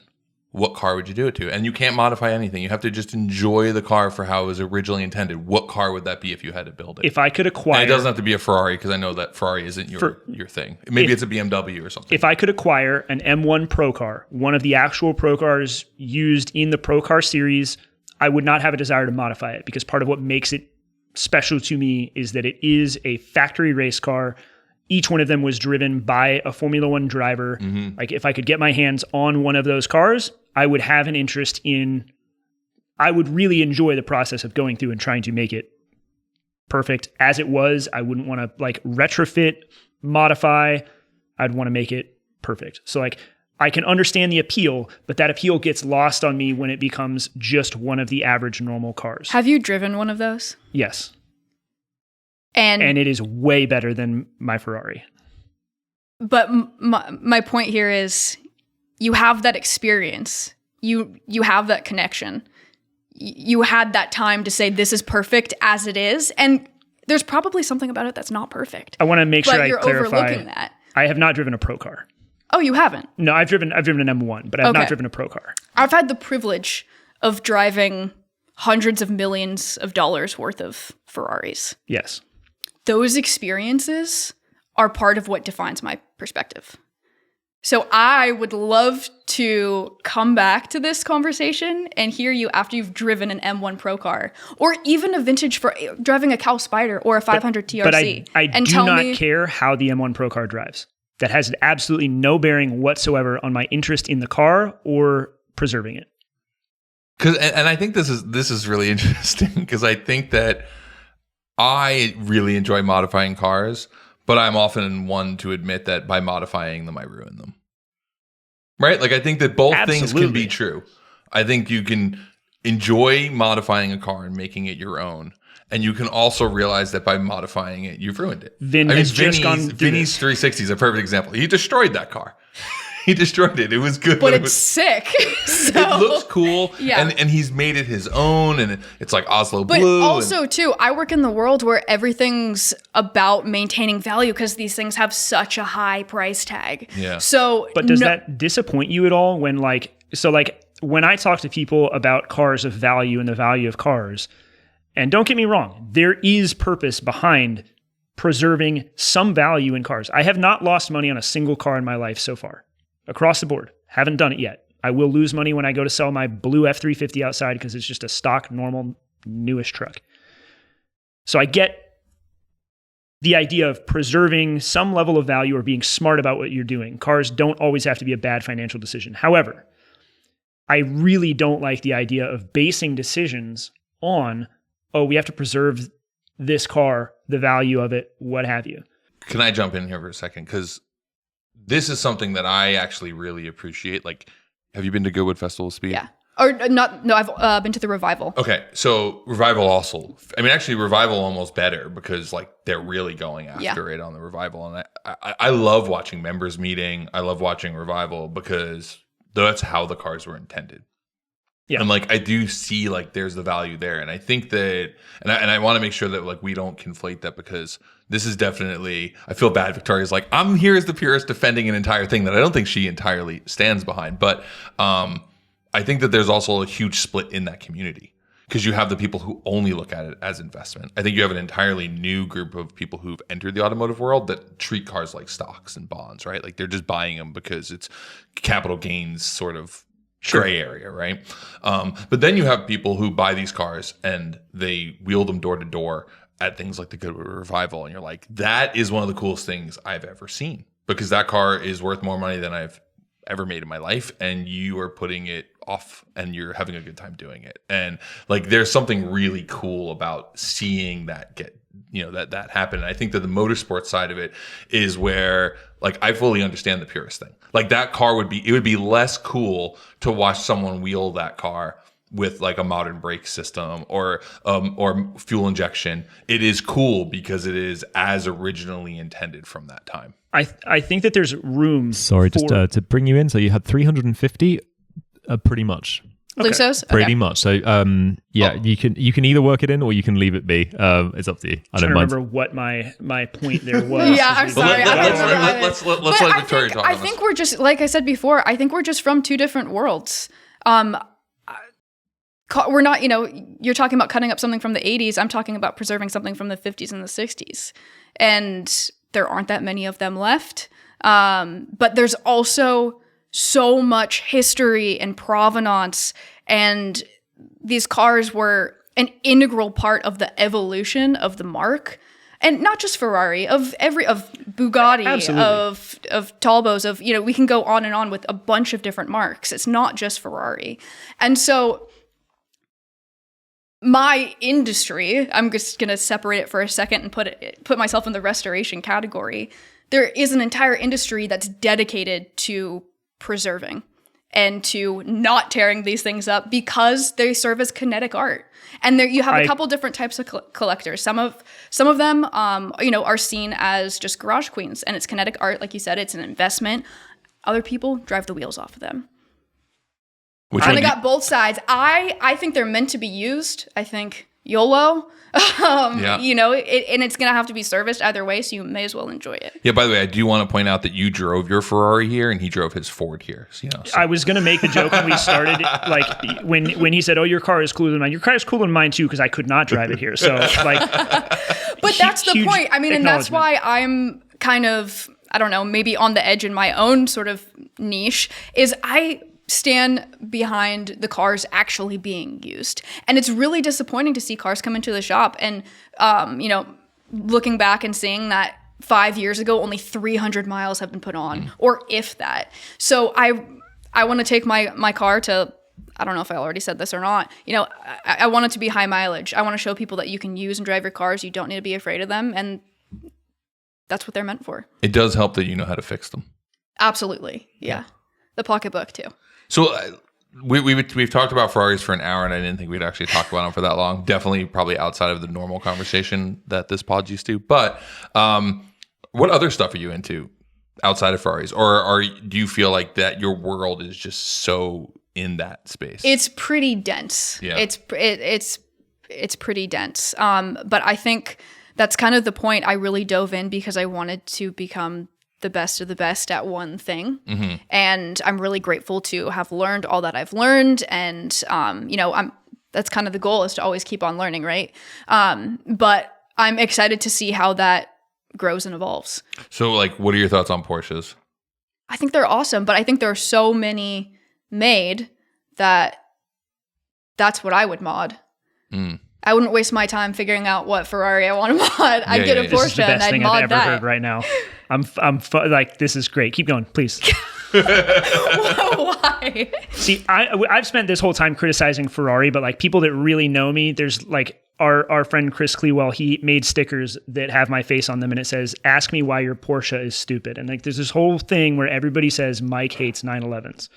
And I don't. I have a huge amount of reverence for the 911 and Porsche.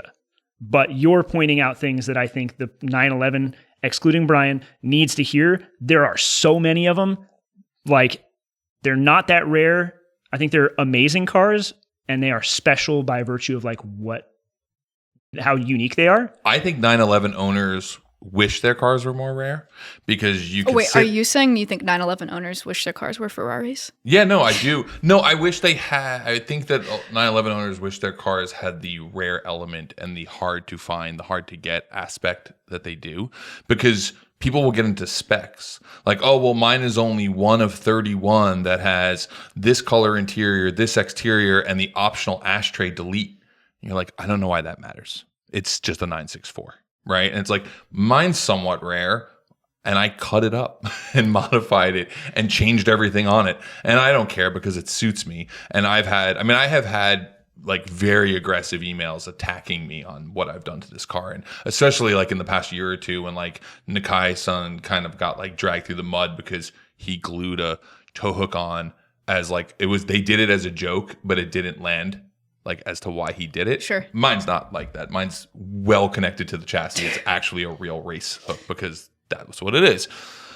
But I also understand what's happened to the RWB community, and I wasn't ever part of that community. I like this car and I built this car because it was this cool thing in Japan before it ever came here in the States, right? But for me, I don't care what anyone thinks about my car because I have no plans on selling it. The value has 10x'd since I bought it, which is insane. Like nothing else I've ever owned has done that.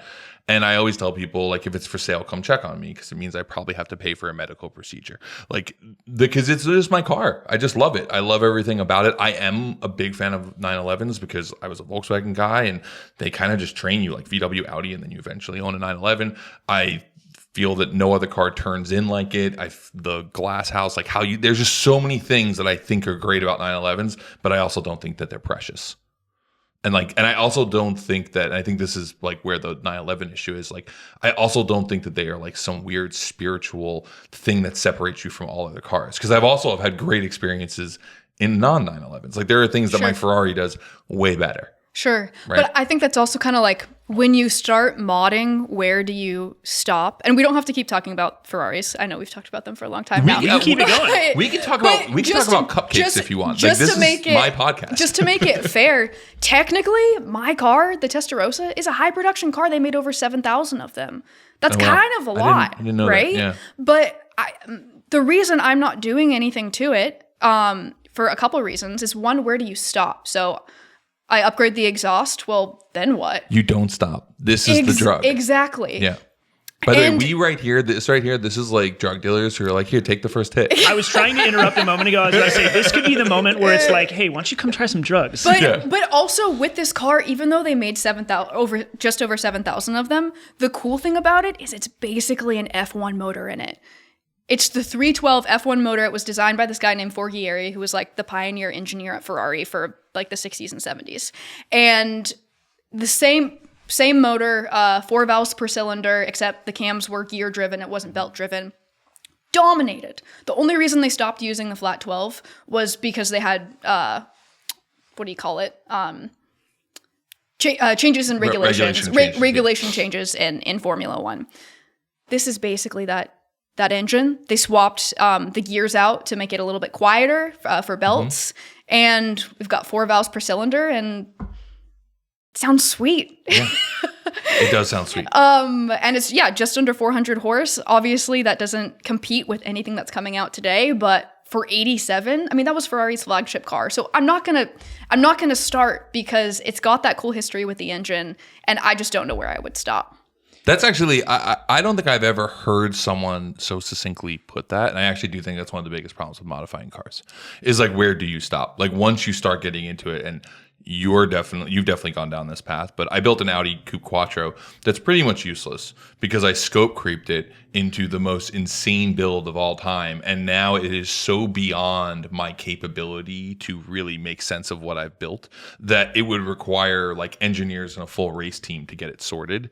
And I did it because at the time, especially YouTube sort of drives this like, just do more, keep doing crazier things. Just do wheels, just do exhaust, just do suspension. And now I've like changed the geometry on the car so much that I've gone well beyond what the Audi engineers planned. Not that the guys who decided to put an engine in front of the strut towers really understood how to build good cars.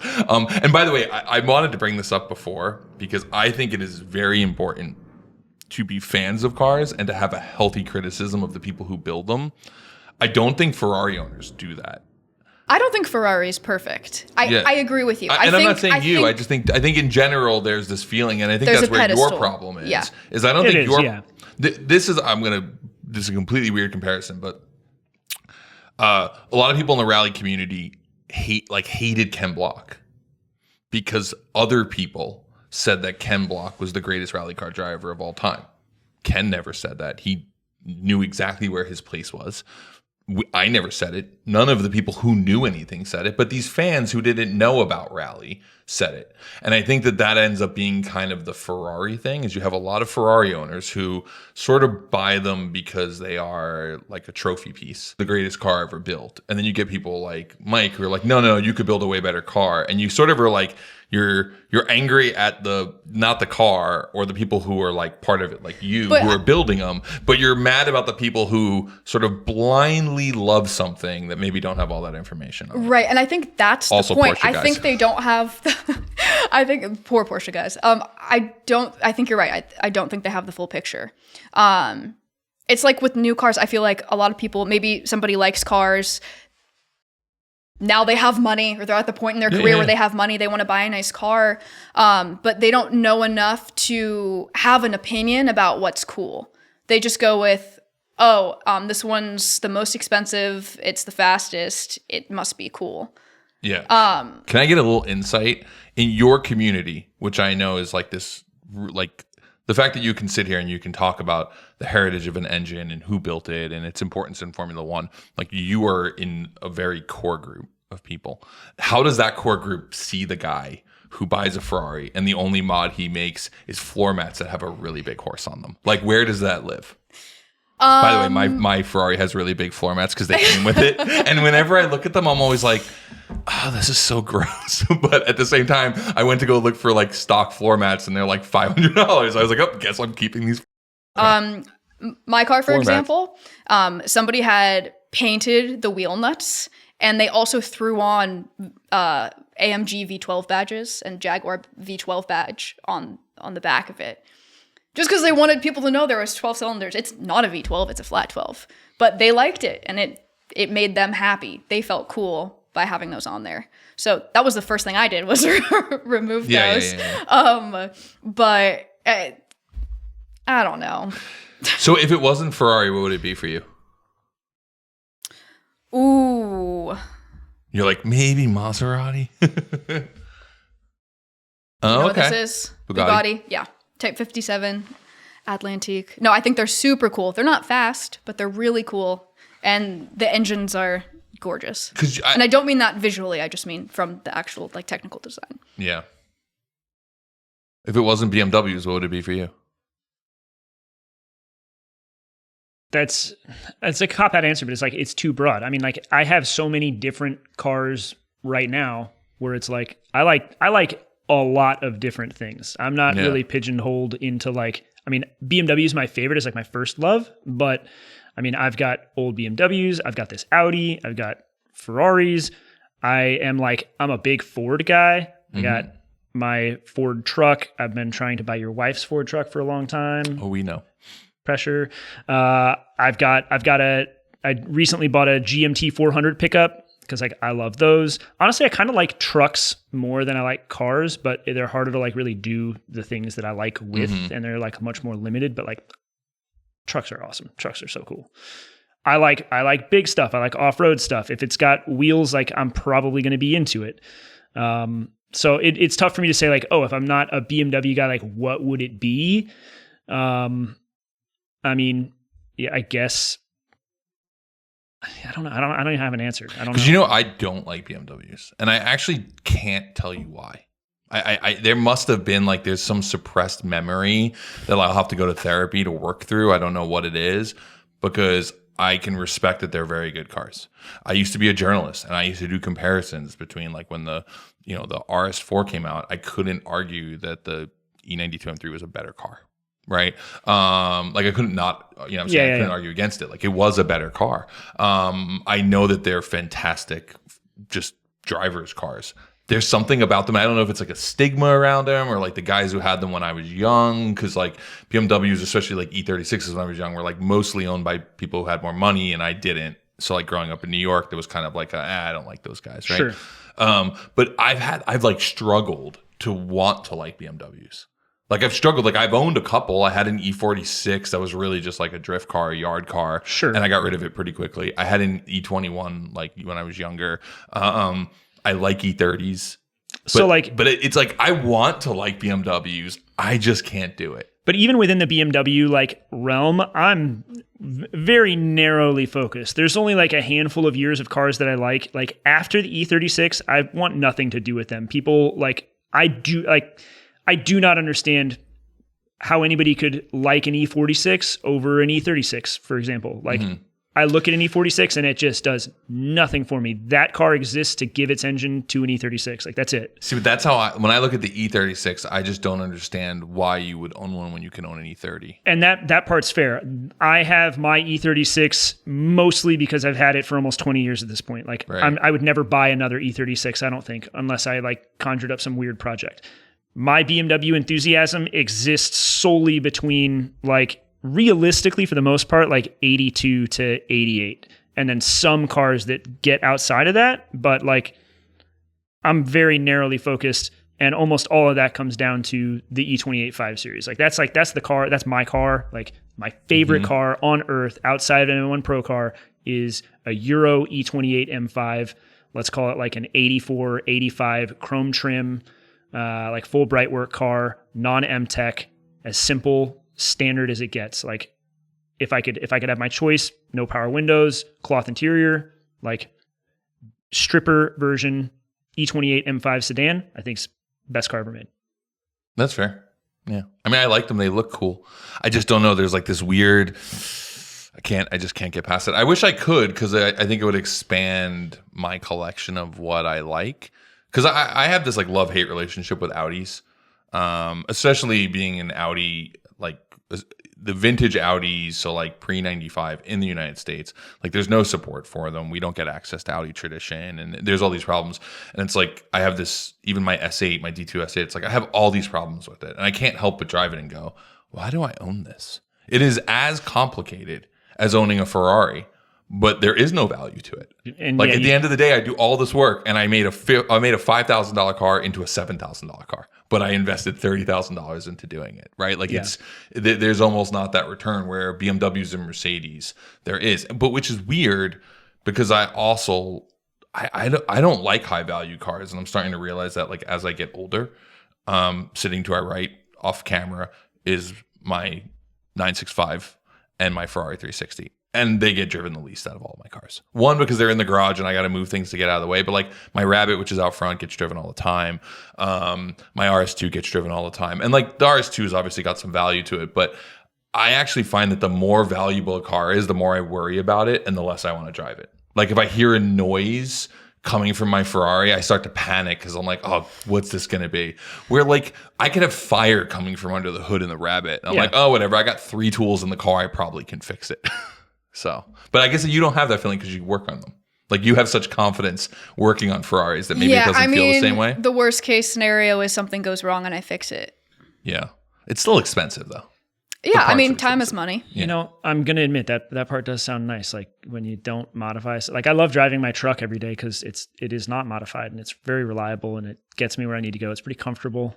That's not what I'm into cars for though, but like I see the appeal. And so like I do want to rewind momentarily on like our discussions about restoration and like preserving these cars that are special. Like so many of them, I do think like they do need to be preserved. There's like when we go back to the 250 GTO, like would you say there's 22 of them or something? 20 something. 25, I think. 20, I can't recall. 30. You want it? It doesn't even matter. Like none of those cars should get cut up. That's too rare. I'm sorry. I didn't hear you. Can you say that one more time? I don't have a problem with doing it. What was that? Victoria, you, by the way, are welcome back on this show whenever, because I like that you take us all to task. Absolutely. And this has been a blast. Like, you're holding your own. This is great. I would not cut one of those cars up. You would not cut a Ferrari up? No, not one of them. Yeah, of a 250 GTO. No, I wouldn't cut a 250 GTO up. All right. We're all done then? Yeah. But that's why I asked about a Lusso. So with a Lusso, we're talking about a car that you said, $1 million, $2 million. Sure. It's a valuable car. There's 300 of them or somewhere in that neighborhood. I think one should get cut up. That means barring how many are left or what have you, there's 299 of them left, and every single one of them is in some state of preservation or pursuit of preservation. We don't need one more. Cut that thing up. Somebody should make something cool out of one. Send one my way. But I'll chop it up. I want to call something out because I think that this is very subjective because you said someone should make something cool. Because I think we have all seen cars that get stanced. And I know you run Stanceworks, but I know you probably have a feeling that I do. Where like you have ridiculous over fenders or things on cars. Yeah. And you're like, No, thanks. No thanks. Stop that. And I think that that's like this line. And look, I know that people look at my 911 and think that. Sure. I know people look at this car and they say, oh, well, that's gross.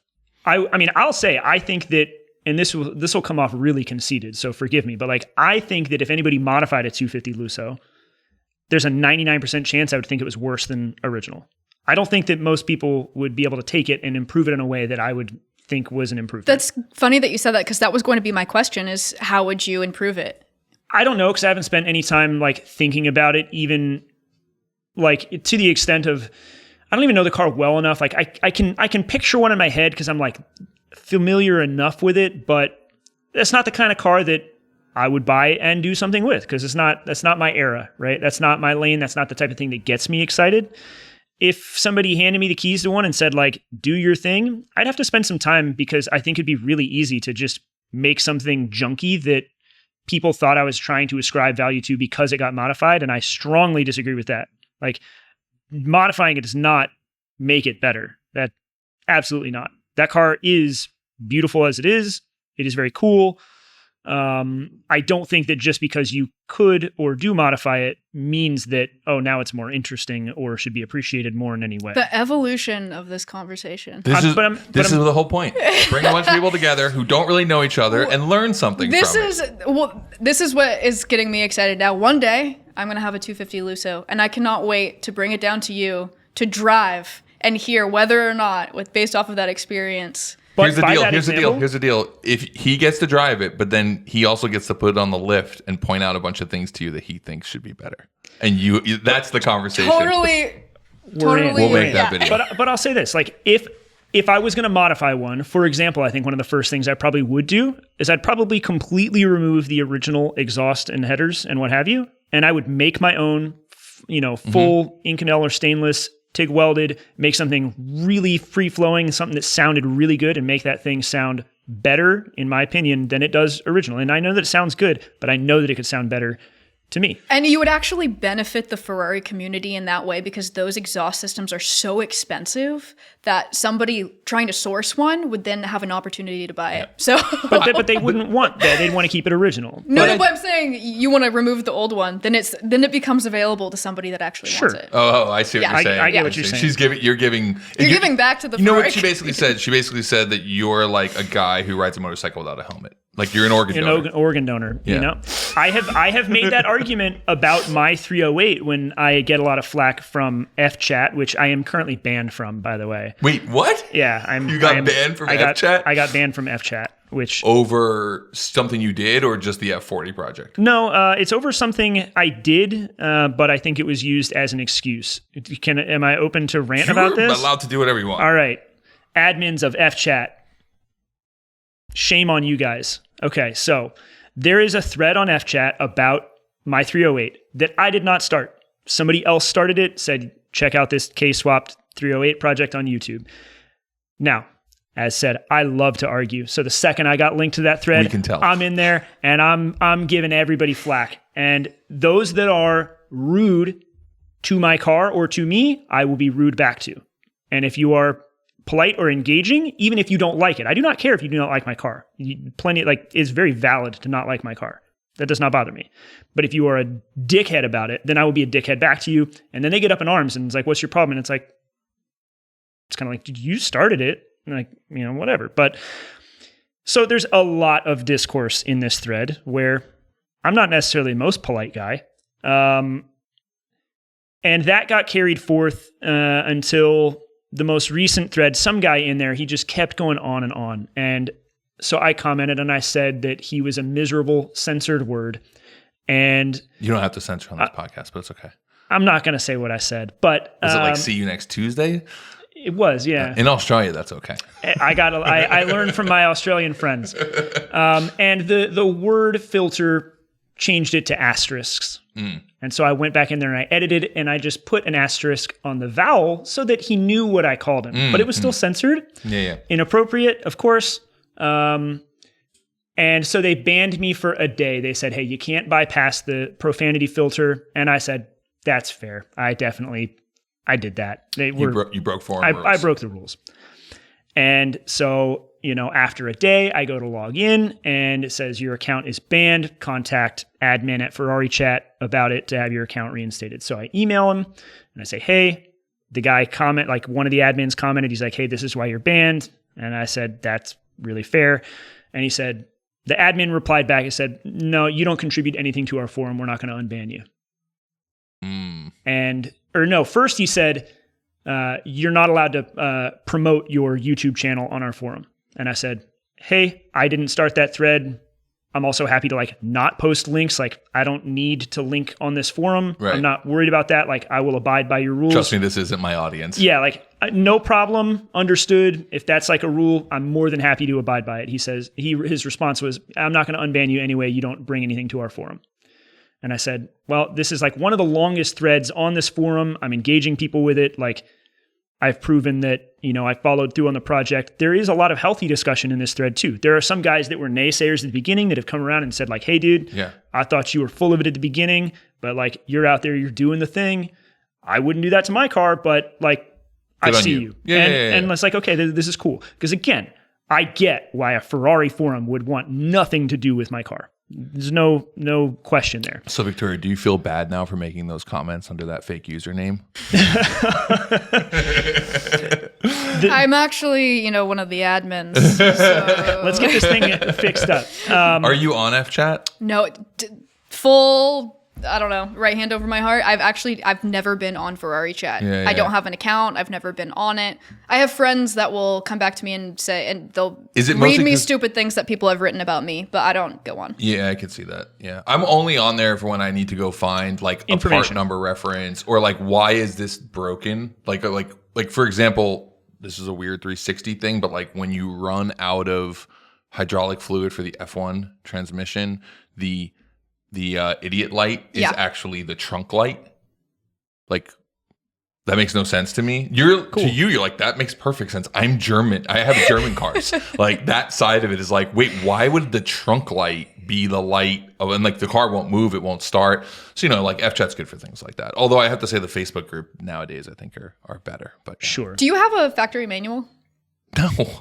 No? No. Okay, we'll work on that. Yeah. So maybe I'll just give you my car. You can keep it for a few weeks. Hey, next time you have an issue, just shoot me a call. I got you. Yeah. So you know what? I do want to say something because I never mentioned this before, and I know people will call it out. My 3 favorite Ferraris, because you guys talked about it. Yeah, we forgot. Challenge Strolly 360. Right. I didn't buy one because they were a lot more money, but that's definitely there for me. The F40, just because it's such an important car. I don't fit in it, so I would never own one, but it's just so cool to me. And then probably the third one for me is probably the 355, just because it looks cool. And all other than the F40, those other 2 cars are so accessible. And the vintage ones are really cool. I just don't know what I would do with one. Call me. I don't think I would drive it. It just is, it's too much value anxiety. Well, to that point though, so I think that is part of what keeps me from being interested in some of those older cars is even back to this 250 Lusso thing. I don't know what I would do to it. And to me, I want to do things to the car. I don't have an interest in it. So that's a good one. That's part of, I think that's, and I've just identified this. To answer that question, you could name plenty of 80s cars that I've never thought about what I would do to it. I really hope everybody that was listening at the beginning is still listening right now. Well, you have to get to the end. It's like therapy. It doesn't work at first. It's not till you get to the end of it. I totally get that. I'm not as into those cars because I don't know what I'd do to it. They kind of seem like that's kind of how they're supposed to be. And it's funny because I feel kind of the opposite. There's so much almost comfort in knowing how it's supposed to go back together that the newer cars and having all these options and, having kind of the world at your fingertips when it comes to modding, that's almost too overwhelming for me. It's almost again, where do you stop? Yeah. Well, you stop when either you're out of money or you're or you find something super cooler. Broken. Yeah, true. So let's talk about his F40 project real quick because I'm sure there's people who are literally listening. Yeah, So Sure. I need the tea. I don't know much So about it. well, because I want to ask you a question about it, Yep. but I'd love for you to just lay it out there for her, sort Okay. of like what your plan is, right? How you came about it, and like really kind of leaning into your, just because I know you could talk about it for hours. So I just want to kind Sure. of guide this is like your plans to sort of better the chassis, but then use a bunch of other components that it makes sense for the car, but then also your engine choice and like all of that and why. Yeah.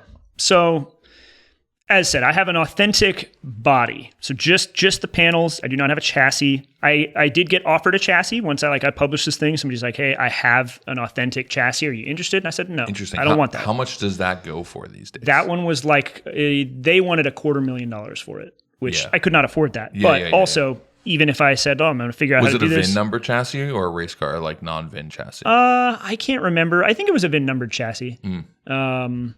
But I didn't fully entertain it, so I don't fully know. But I acquired a body. The front 2/3 of it, everything from the rear clamshell forward, is new old stock. And it's all, I guess the hood is a more recent production. The doors, the roof, and the rockers are like old production, still have their like 87, 89, 90 tags on them and stuff. The rear clamshell is a used clamshell from a road car, and then the underbody for the rear is from a race car, from a GT1 race car that only did a couple of races. It was actually Lawrence Stroll owned the race car that part came off of, which was kind of cool finding out where pieces came from. But anyways, I acquired a body, which for me, I mean, like F40 is a top 3 car, no question. Even as like a quote unquote not Ferrari guy, to me, that's one of the end all. And I never thought I'd get the chance to like build one or a car like one, whatever we want to call it. When I saw those panels come up, I said, I have to do this. And so like I sold several cars and I emptied my savings account and I went all in on it. The rest of the build is, I knew for my next big project, I wanted to build a tube chassis car. I've made one in the past and I've learned a lot since then. And I said, I want to kind of take everything I've learned and make the best one that I can. And I was going to build a Mercedes. I was going to build a 190E tube chassis, like race car. And then this stuff came up. So with that comes, okay, what's the rest of this car going to be built out of? I know that I don't have an actual F40. Like I have the skin of one, but I think you have to have the chassis to have an F40. And I do not have that, but I don't want that. And I'd love to carry on a tangent about that if we get there later, but the rest of it, I still want it to be a Ferrari in my opinion, subjectively. So as much of the car as I feel is appropriate is still Ferrari parts. So all of the suspension, the control arms, the uprights, everything is all pulled from a 458 Challenge Evo. And then I went and 3D scanned the whole chassis of a Challenge Evo so I could transpose all of the suspension geometry onto my tube chassis so that it will like actually drive and handle like that car. And then, for engine, I wanted to go as far as monetarily allowable with the engine. I know that the F40 is a V8 twin turbo. I thought for a moment about like a 488 Pista engine as kind of the final evolution of that or current evolution of that. But I said, nah, it's a Ferrari. I want a V12. I want that sound. And so I got very fortunate in finding what is essentially, aside from the SP3, the latest and greatest V12 you can get your hands on, which is from the A12 Superfast, so F140 GA. And we'll see how much more of it winds up being Ferrari. I'm piecing other bits and pieces of it together. I want it to be Ferrari in spirit. I want it to have the DNA of a Ferrari, even if it is kind of a bastard child, because that part of it is important to me. I have a Ferrari by VIN that is no Ferrari left, and I've played that game. I do not want what is to me a kit car or something that looks like an F40, even though that is in many ways what it is. I want something that, to me, in my eyes, is the craziest F40 out there. And I think, again, to me, that's what I'll have. Sweet. So that's the project. How far along in the project are you? Not very far along. I have a long way to go. I have probably the front, let's call it at least the front 50% of the chassis done. I have a lot of the suspension geometry solved. I've got to run rear chassis legs, and I'm hopeful I'll get the chance to do that over the next few weeks. I keep getting pushed back and things keep getting in the way, which is unfortunate, but that's pretty common with projects like this. I'm hopeful that, let's say, by the time we arrive in spring, that the car will be rolling. I have all of the major components for the car. So, I mean, I have the body, I have the engine. Hollinger's building us a custom gearbox for the car. Hopefully we'll have that before too long. I have all of the suspension components that I need to from like the donor car. So, I mean, there's still like so many parts and pieces that I still need to go. I would say I have probably 2 years left of building this car. Okay. Sweet. Okay, go ahead. No, you go. I know you have a question. I only want your input. I was just going to say, I think the key thing of what makes this cool is obviously you can see how stoked you are about it, right? Like, that's what makes me excited about it. But two, you're not out here saying, I'm building an F40. This is an F40. This is a real F40. You're saying, no, I took all of these pieces and I made this Franken F40 and it's sick and it's exactly what I want it to be. And it's going to be an incredible time to drive. And it's like you said earlier, it's about the process. I definitely identify with that, with what I do. It's about the experience. And hell yeah, dude. No, I appreciate that. Okay, so here's the setup. So it's 5 or 6 years from now. Okay. You guys haven't spoken. He's finished the project. He's sold it to go work on something else. And you were running your own motorsport shop now, you know, Bruno something. Vittoria Bruno. Yeah. At Vittoria Bruno. Yeah. And that's your shop, and they show up. A customer shows up with this car. Do you work on it?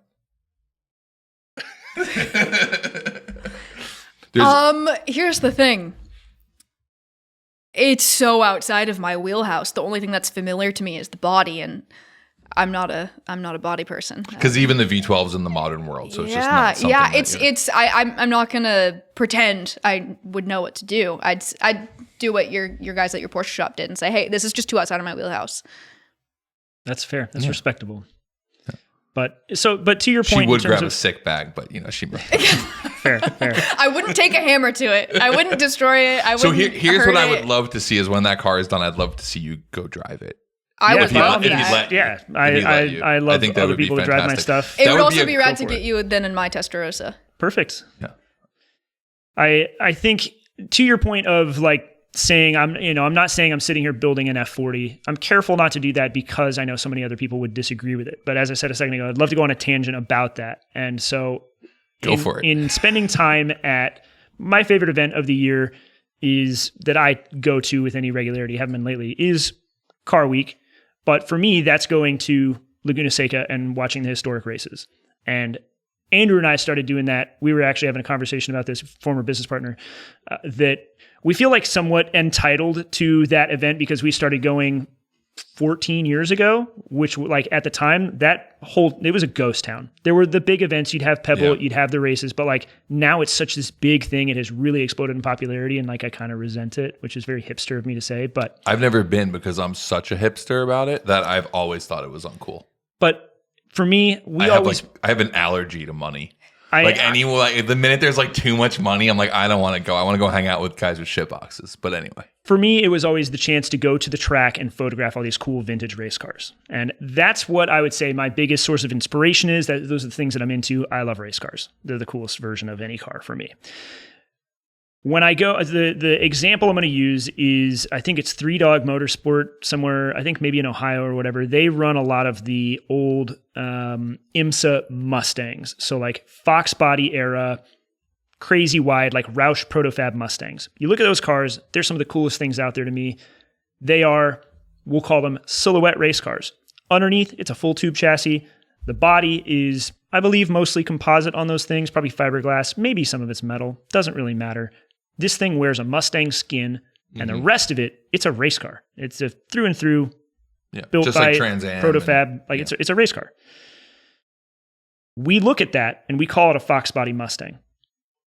nobody would ever sit here and argue that's not a Fox Body Mustang, because it is one, but it's not. How much of that car is a Fox Body Mustang in reality? And that's how you feel like the F40 is. Less than my F40 that I have. I have a real body. I have an authentic one. And if I were building a race car, if I were in the 80s and I were building an IMSA GTX class race car or a Group 5 race car or what have you, I'd be building, ignoring the modern pieces that I'm putting into the equation, I'd be building what I'm building now. So how far do we get to depart from a car before it's not that car anymore? Now, again, I don't have an authentic original F40. I would never claim that. But to me, I have an F40 in the same way that if I owned that protofab Mustang, nobody could tell me I didn't own a Mustang. Cool. What street address do you want Ferrari to send the C&D to? Actually, clip that out because that's my actual shop address. You can censor it. Just beep it. But yeah, by all means, let's hear from them. This is going to be stupid because I know I'm just asking for trouble. I have tagged Ferrari on Instagram. Yeah. I've said, hey, let's hear it. Like, I know we already talked about this, but I do think it's just become this internet thing that people love. Because even when I got my car, people were like, oh, you're going to get a cease and desist. I was like, for putting on a factory NGT kit, like, just because it didn't come the way from the factory, I don't think they care, especially not about a 360. Yeah. It's basically the Toyota Camry of Ferraris. So, and I do think the question would be like, do they care about an F40? Yes. Do I have an F40? No. So do they care about it? Well, by caring about what I have, that might kind of legitimize it. Not that they'd care about that either, but I think if you got enough press about the car, then they might care. I think that's when it becomes a problem. And I also think that if you ever leveraged it, like if Jada Toys wanted to make a model of your car, it could never happen. That could never happen. I've already excluded opportunities like that from being a reality of at least these last two projects. I mean, I had my 308 at the Gran Turismo Awards, and Kaz came over and even said, like, this car is perfect. This is great for what we want, but we can't let it win because Ferrari would never allow it. We can't put this car in the game, and I'm sorry. Plus, I already gave you a Gran Turismo award for your one car. You did. I was the judge when we did. I know, and I wanted it. Rusty Slemington. I wanted it so bad, and I remember standing on stage, and Sung Kang even said, "Hey, dude, I think that your car should win. It's so cool." Yeah. But the politics of this. What did win that year? That was his Fugu Z. Oh, that was his car won. His car won. He was like, and that was when they had the whole Gretty press. Yeah, it was also a cool build, but really cool build. Yeah. And ever since not winning that, I've been like, I'm going to go back. I'm going to win it. And when I took the Ferrari in 22, when it got done, I went that year like I'm going to get that Gran Turismo award, and hadn't really considered the fact that wouldn't be possible. And then they didn't do it that year, and so I've been waiting ever since. This is the first time they've done it since, and I got met with that. Oh yeah, you're kind of an idiot. You can't win that. They're not going to let it happen. So he took just this BMW. It was a 5 Series, E28 5 Series. E28. That was like it was a stance car. It was like rusty and slammed. And then he basically took it and said, what would like a DTM version of this look like a touring car?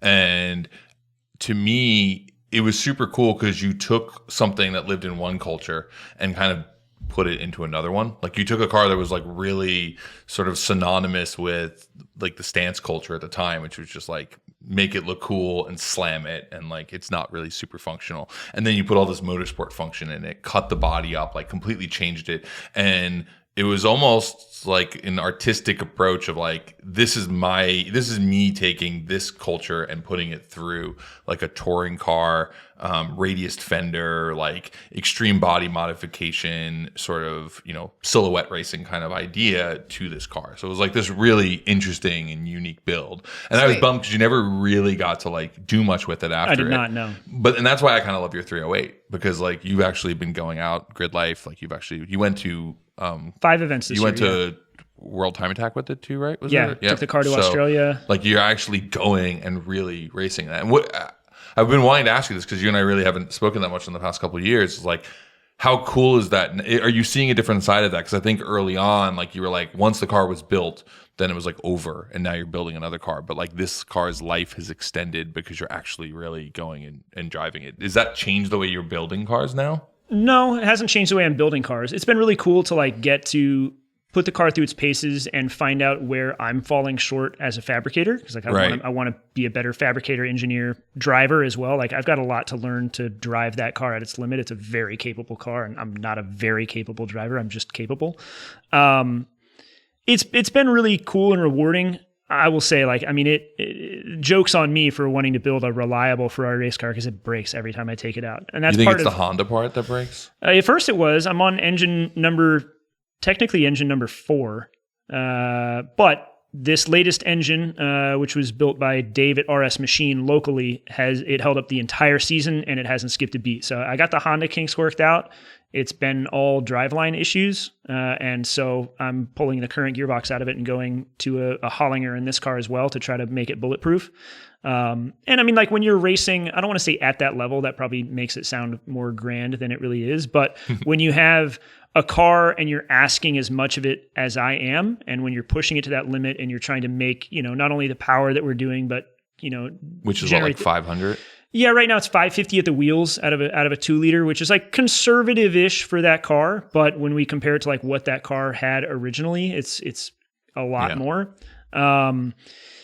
It's just every aspect, every event has been an opportunity to find the weak links of the car, and that's rewarding, but also simultaneously frustrating. So as a whole, like really cool year, and we have some really cool stuff planned for next year. But it's been a challenge. And at times, I've had a lot of people say, "You wish you had left that original motor in that car." So Victoria, you have a 308, and you have to change the engine in it. You can't put back the stock motor. What do you put in it? I know a guy that knows how to put a K-series in There's not a lot of room in there. Oh dear. She is regretting showing up to this podcast now. She's like, I didn't think I was going to be asked any of these questions. I can't do it. No, stay true. He stays true to his side. I can't do it. I want to come up with an answer, but I can't do it right now. I need to spend more time. Yeah. If I were going to do it all again, I would go with a 2.5 TFSI Daza motor from an Audi. Of course, I respect that. I'll tell you what I like about that and I don't like about the K. And this is nothing to you. It's just my feeling on K-swaps. I've been involved in K-swaps. I just don't think it's a good sounding engine. I think it's like the least good sounding engine Honda's made. Like I prefer everything else that they've made to that. It just it's like the LS of Honda engines. I think that's fair. It takes a lot of power, which is great. They can be reliable, although they also seem to also be really. You either get a reliable one. It's like the Shishido Pepper of engines. Like you just don't know what you're going to get. Yeah. But also, I just don't love how it sounds. Where like the Daza engine inline 5 has like sounds and really I'm obviously biased because I really love 5 cylinders, but it just sounds unique, which I think is cool. I don't think that the K sounds particularly good. I think usually they sound quite bad. I am going to be biased. I think mine sounds good, not great. I have a lot of people come up and say like, man, that car sounds really cool. Or like thankfully it makes a lot of turbo noise and doesn't sound as like Honda-y as normal. It sounds largely like a turbo 4-cylinder like rally car or something. Whooshes and zoots, but yeah, I mean, like the sound is not a part of that car that can be what I would say makes it exciting, because it's not. I mean, the gear whine of having like a straight cut gearbox sounds cool, and like just the fact that it is extremely assaulting on the senses and therefore your ears is cool, but like the engine sound itself is not worth writing home about. I'm gonna get canceled for this. The quadrifolio motor, the Giulia quadrifolio motor. Oh, what is even is in that? That's interesting. It's a V6 twin turbo V6. I like this. It's got like 500 horse. Okay. There's some. I wasn't familiar with your game. We have found common ground, friends. I like that answer. Could this be a future collab between the two of you? Let's make it happen. Let's go. She's like, please. It's Italian at least. Please stop. Please. Is that like because you obviously like Bugattis, but is Italian cars sort of premium for you, and then everything else like are there other Italian cars you like, or is it just Ferrari? Oh, I love Lancias. I think they have a really cool rally history. I'd love to have a Fulvia or a Delta Integrale. or a Stratos. I think those are sick. They're beautiful. Definitely. Now you're speaking my language. Definitely have you driven outside a of my Lancia Delta price Integrale? range. But Yeah, I've driven one. So I would put the Integrale over the Stratos or a Fulvia. Fulvia is really like, I think, a cool looking car, but again, it starts. It's a cool cars and coffee car. Yeah, I'd put it that way. The Delta is on bucket list. Like that's a car I plan on owning in the next handful of years. And then for me, and as far as launches go, I would love to build a replica of an 037 that is like ridiculous. It's amazing. When Ron got his Delta, I got to rip it around when we got back to the States, and I realized like everything I had ever wanted a Volkswagen Golf to be, it was. Like the steering, the way it felt, like the fact that it didn't push into corners the same way, like just everything about it was right. And I immediately was a little like regretful that I didn't buy a Delta Integrale instead of an RS2 on that trip.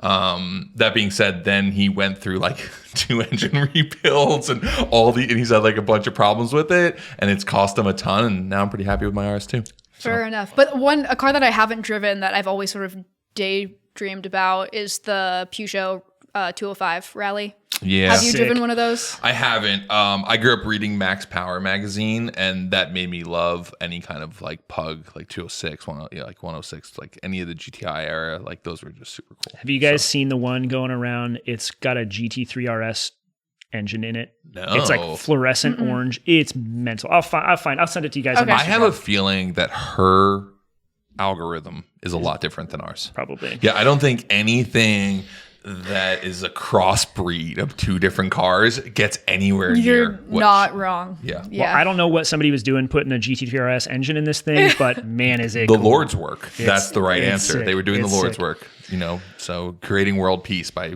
bringing all these countries together. Okay, so we got Lancia. What else? I'm sorry, I forgot the question. I was saying, what other Italian cars do you like? Well, no, I'm not like, devoted to just Italian cars. By the way, this is not a knock, because until I became a magazine journalist, I would argue with you why a Volkswagen was better than any other car in the world.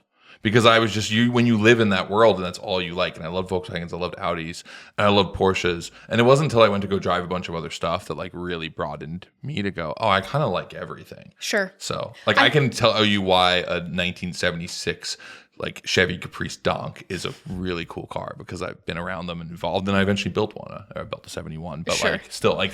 Well, I think a lot of the cars that I'm obsessed with are the ones that I have the most experience working on. Right. And so that's what really sort of fuels my interest in them, is how they function and what the experience is doing that level of problem solving to find a solution. So kind of what we talked about earlier, like there are design flaws throughout, Ferrari's lineage, but it's really satisfying and really challenging working on them. So that's kind of why I think I've sort of stayed so obsessed in this niche, is because it's constantly a struggle. Here's a question for both of you, and I already know the answer, but I just want to ask it.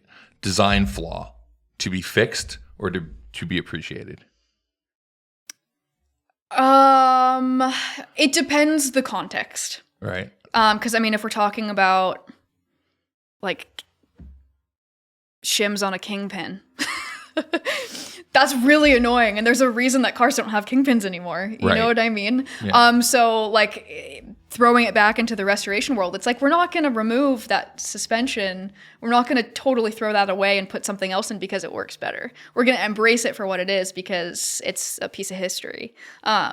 So in that scenario, we'd leave it the same, but Obviously. on a newer car, then, maybe there's room to grow.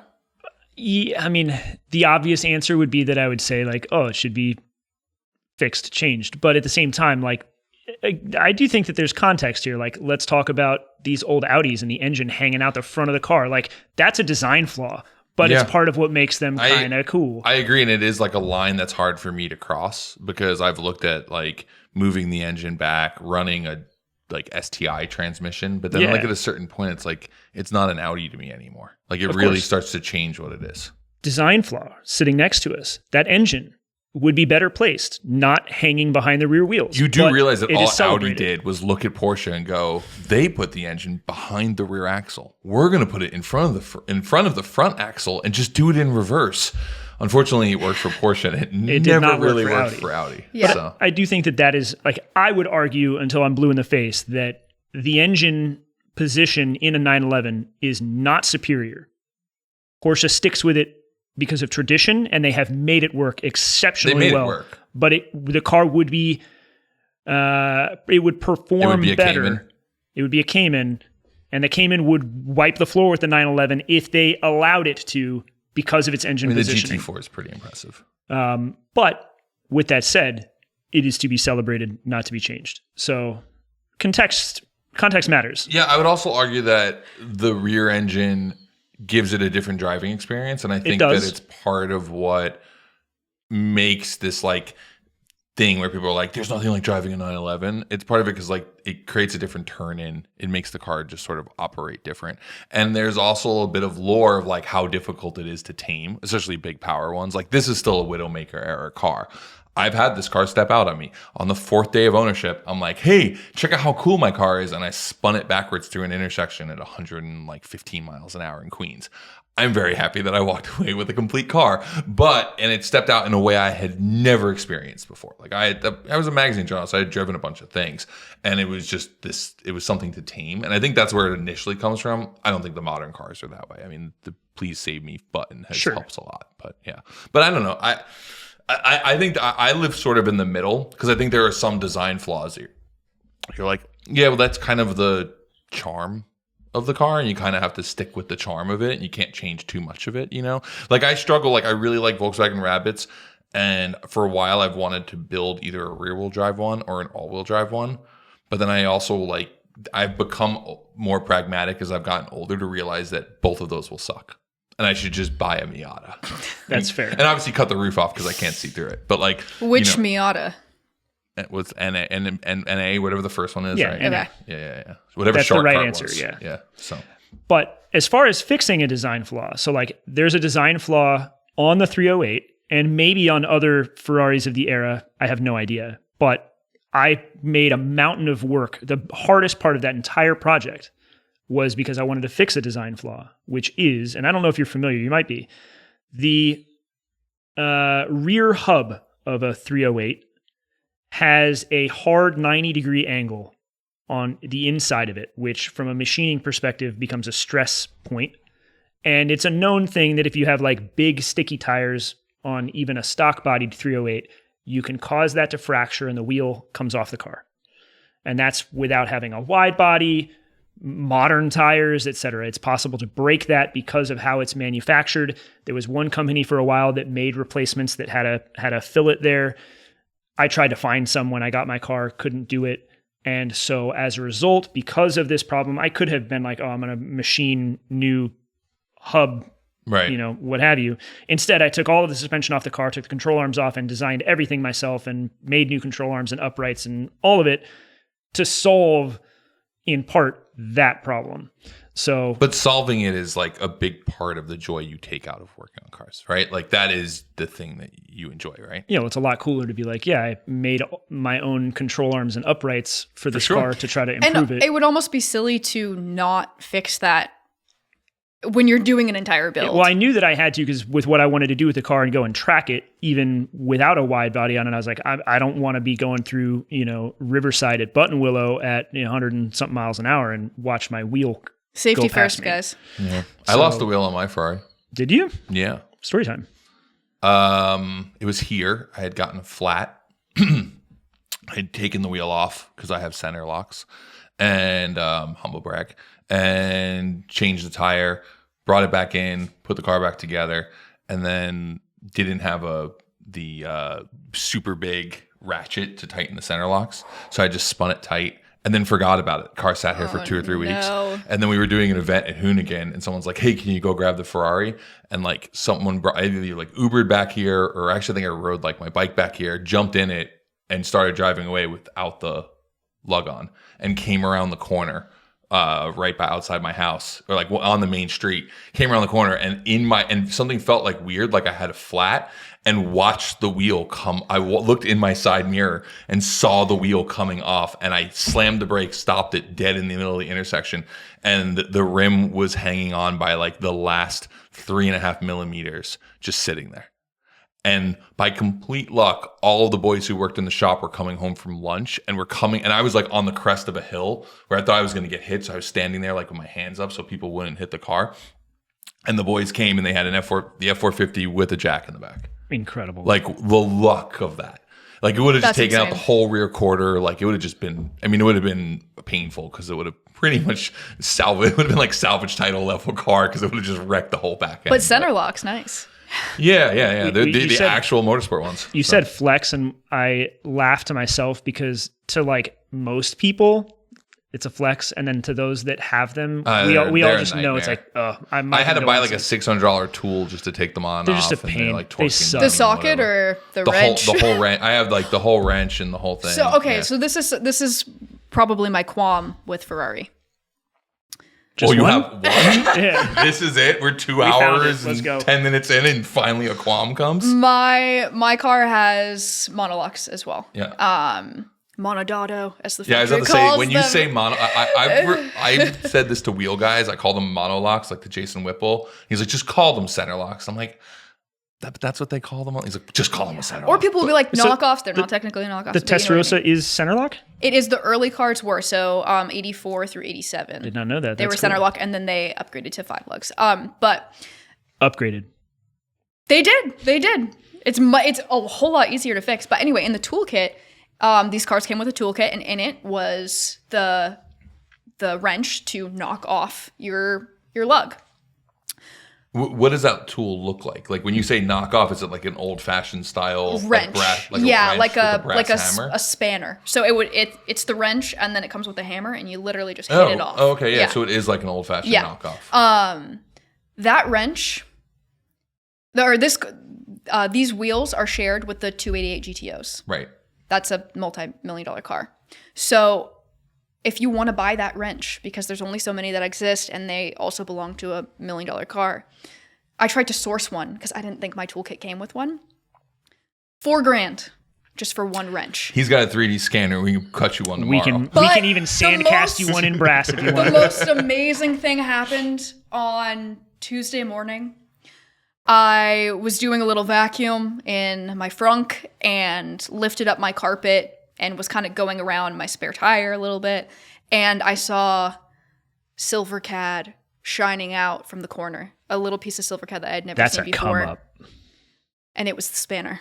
The $4,000 spanner that I didn't think That I had. is, So I love when moments like that happen. I've had them. I feel not brand new. $4,000 worth, but I've found things So like. anyway, that's my qualm. It's the same thing. It's just more expensive. Even if you have the cheaper car, you still have to. That's your pay the one price. qualm? That's the only one? That's it. Other than that, she is completely at peace with Dedicated. all things Ferrari has done. I've really enjoyed this conversation. You obviously are, like, you and I are somewhat closer. You may be a little bit more to the whatever side.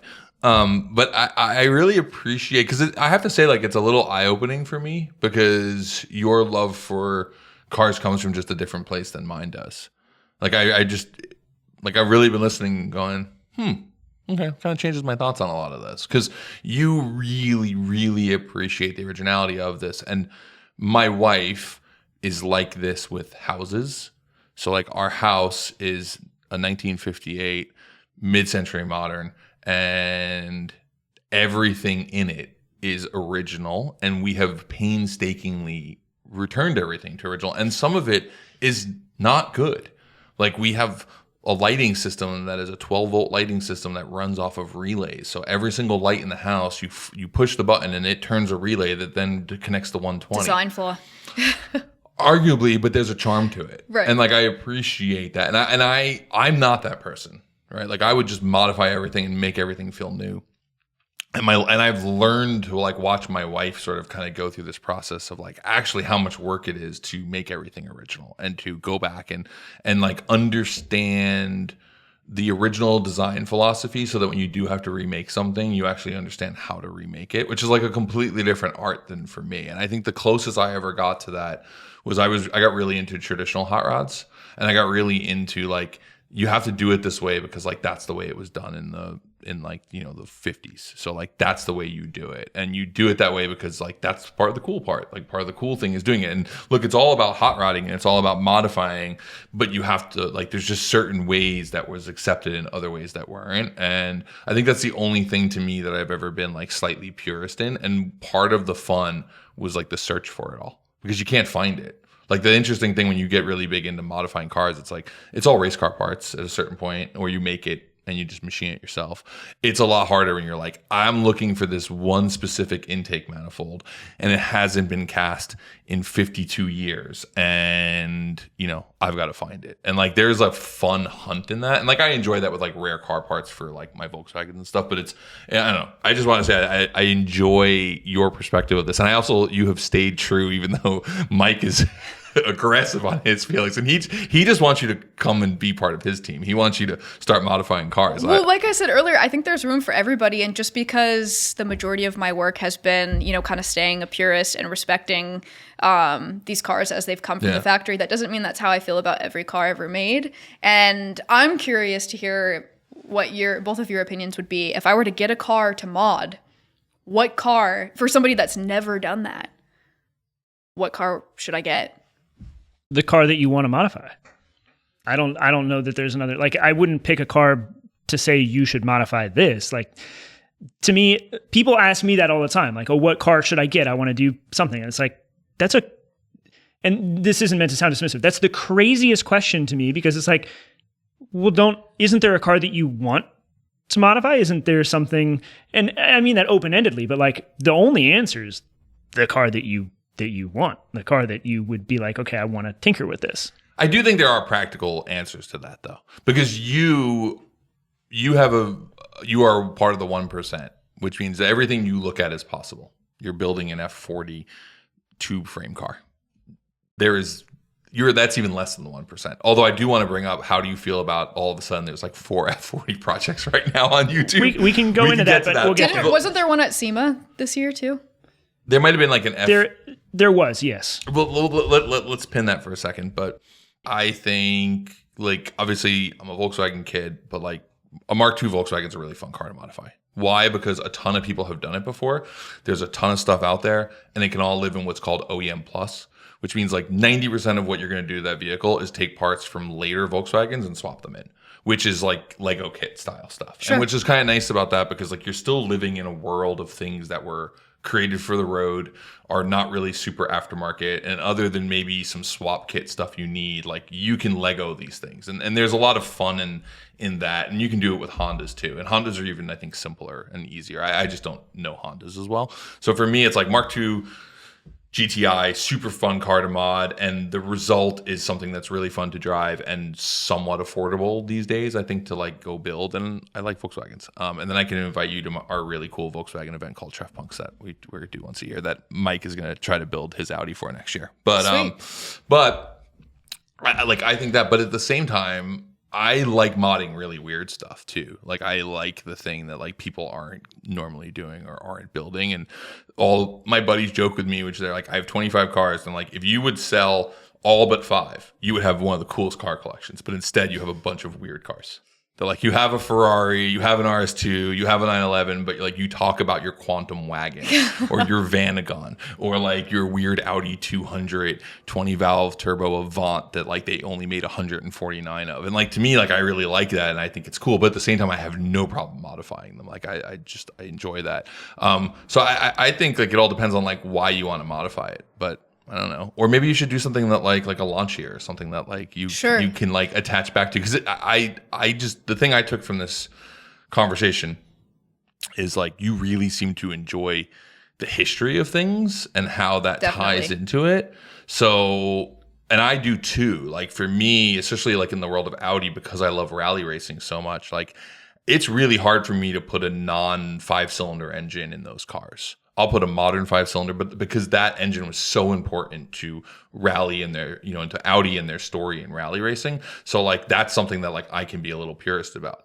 I will completely rebuild that. I will, if someone has an aluminum like block that they want to give me for it, I will use that as well. But I do like that the architecture is the same original intended architecture. That being said, I'd also move it back 4 inches in the car. Yeah, but you're kind of paying homage. But yeah. Like, I think I live between the two of you guys. Like, there's certain things that I think are blasphemous, and like you do it this way because otherwise, is it still that car? Sure. Well, right? why I asked was because people ask me all the time. They say, "Hey, I want to get a Ferrari. What Ferrari should I get? Where do I start?"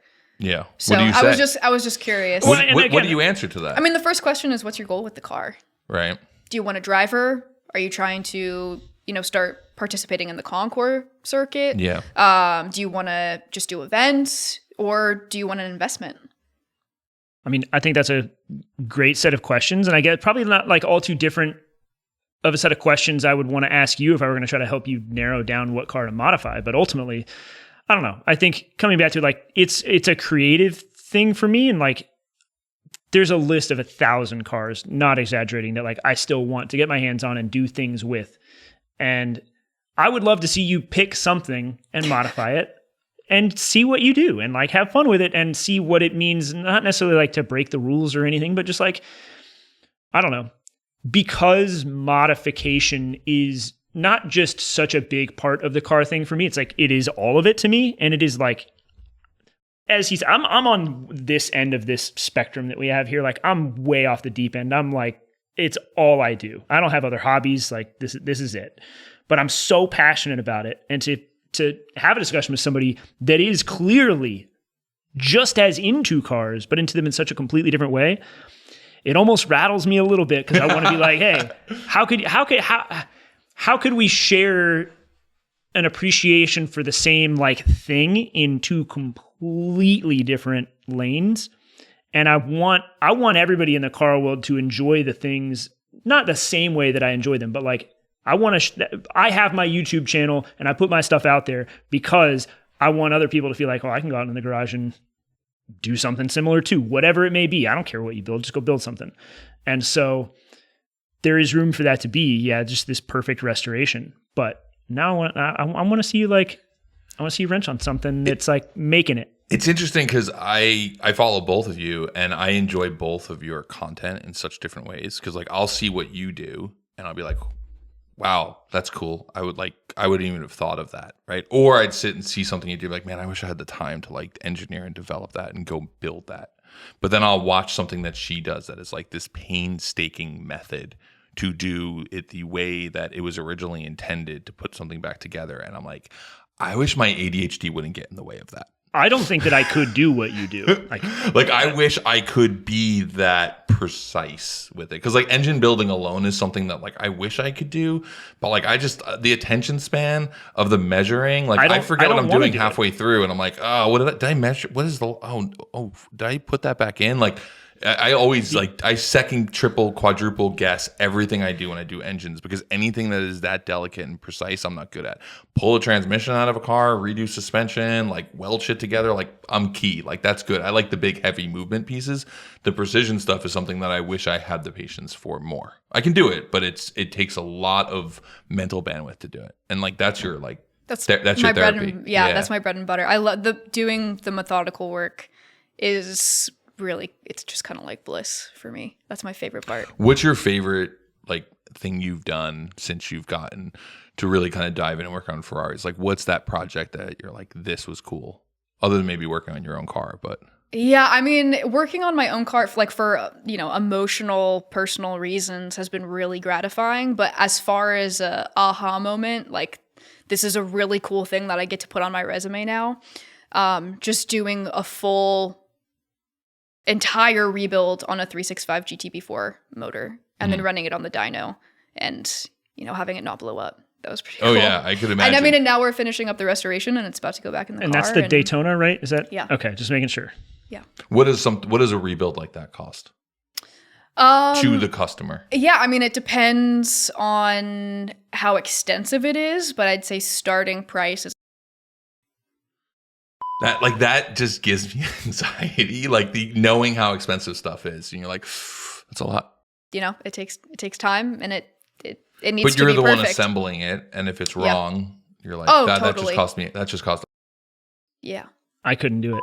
I literally, I have this Audi motor that I know that like I could put that engine together, and the mere concept of doing it is so stressful to me that I pass it off to Jason Whipple because he can do it. That's his lane. My 8-valve engine for my Golf is at Whipple Machine Works just because I'm like, I don't want to build it. I don't know how you do that. People ask me all the time, why don't you build your own engine if you keep having? It's like It's just a car. that's The not my lane. precision stuff. It's funny. Like I've just kind of been trained to have the mentality that you let the person that specializes in that one thing do that one thing. Mm-hmm. So, if you're, if you need to make new pistons, we're not going to machine new pistons in house. One, we Right. don't have the tooling, but two, let the person that they only do pistons, let them do the pistons because they're going to do them better than we could ever.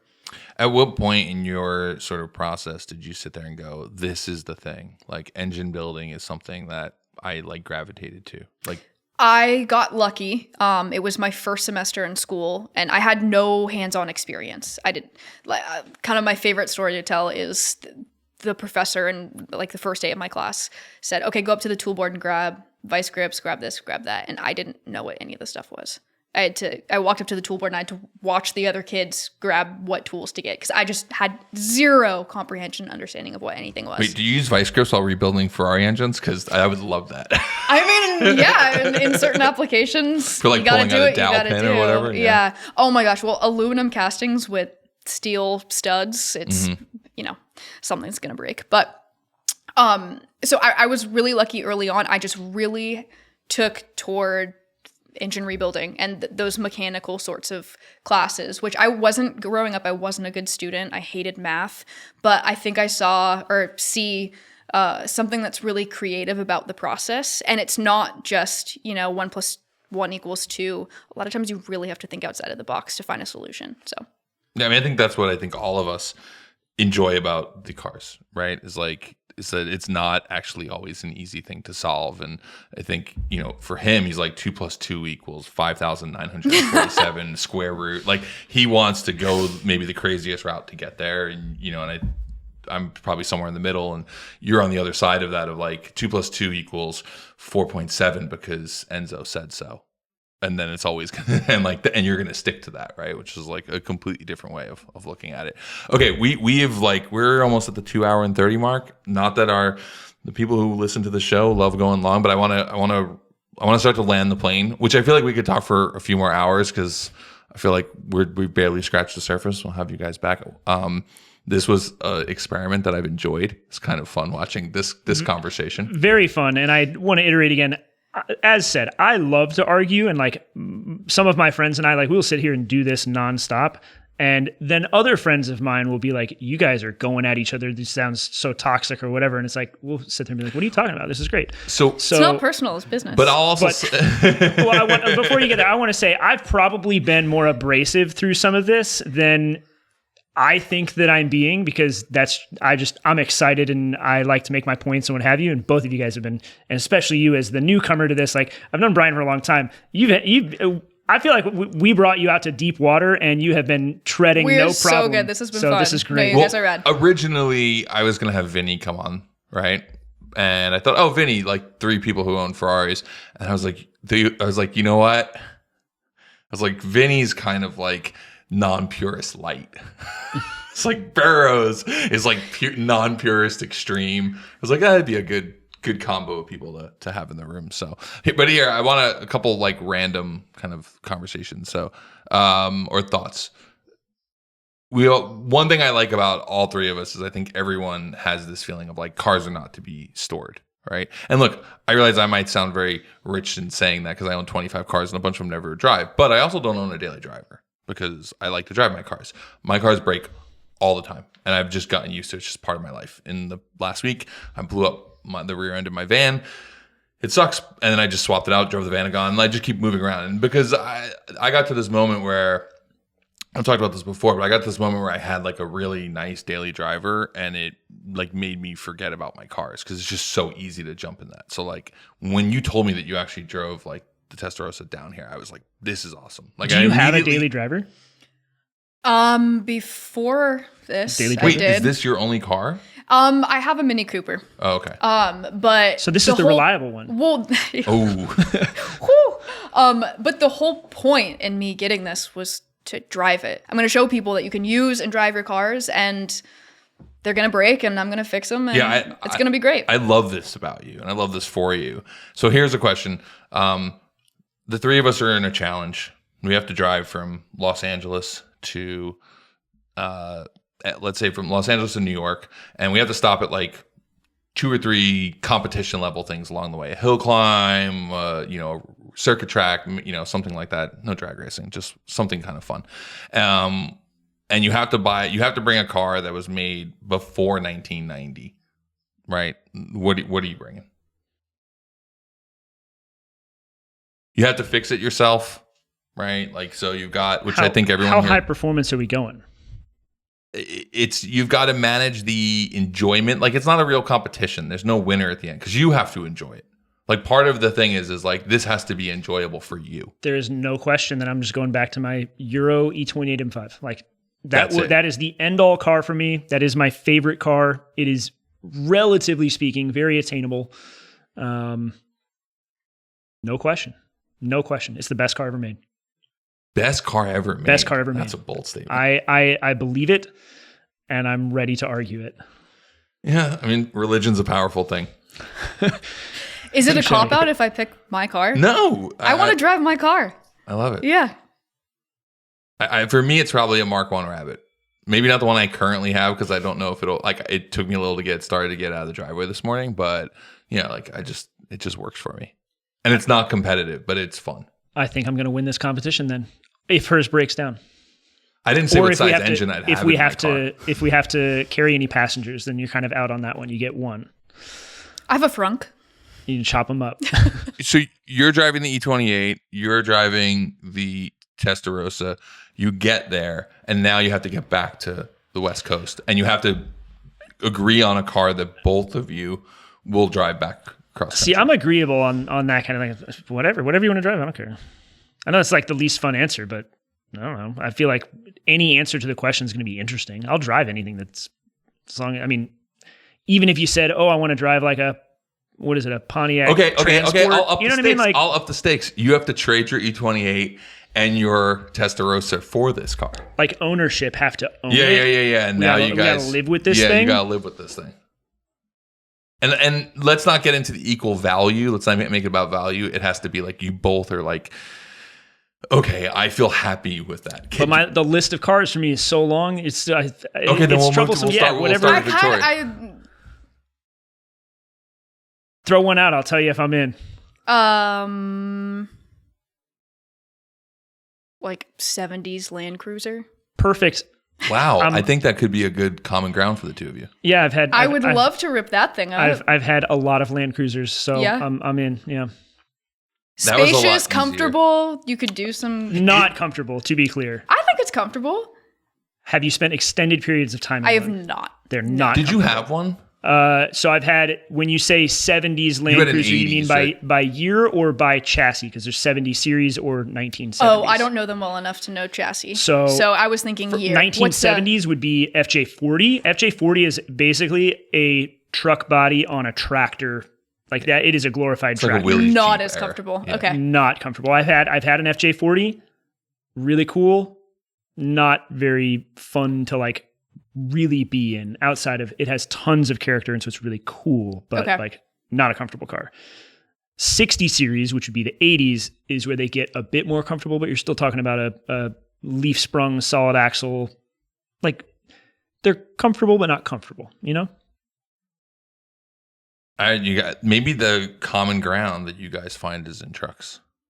I mean, I love trucks, so we've been over that. I can compromise. I don't even think there has to be compromise. If it's FJ40 is the answer, I'm in. I'm easy. You do seem easy that way. Yeah, not on most things. Michael's not I feel like I'm easy on those easygoing. I'm just very opinionated. I And have strong opinions. opinions. Yeah, but I get that. I'm flexible on them. Like, I think as I get older, I get a little bit closer to her side. Like I was so you 10 years ago, and I guess I'm about 10 years older than you, where like everything was modified, nothing was precious, and I didn't care about like any kind of purity. I don't know if it's a bit of like the travels and like the journey of my wife in our house that has made me sort of appreciate like this is how it was originally designed, and it's kind of cool to just keep that and respect the history of it all.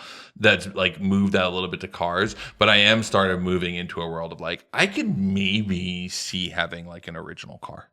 well, But like I was so not there 10 years ago. Like I'm actually like I just bought this Vanagon, and in my head at like 996 engine, transmission, slammed, like, you know, running 17-inch with like wheels, like, you know, Porsche fitment, like big brakes, this whole thing. And I've been driving it stock for like a month and a half. And I'm like, this is really good stock. Well, which is upsetting for me because I was always the like everything needs to be like heavily modified. And like Vinny always jokes, he's just like, your kink is like the weird of the modification. Like I have a VR6 and a Corolla, right? Like that's, I mean, you know, it's like you're even more on that level. And it's not just the YouTube thing, because part of it was like, oh, build really crazy things for YouTube because Sure. that's what YouTube wants. But I also like, that's just like that's my fantasy when I sit there looking on Marketplace and I'm like, ooh, it'd be cool to take this and put this in that. Like I just enjoy the Lego pieces of it all. But I am, as I'm getting older, just starting to kind of like, oh, this is I kind of just enjoy this as it was because it is a moment gone. Like those type of cars don't exist anymore.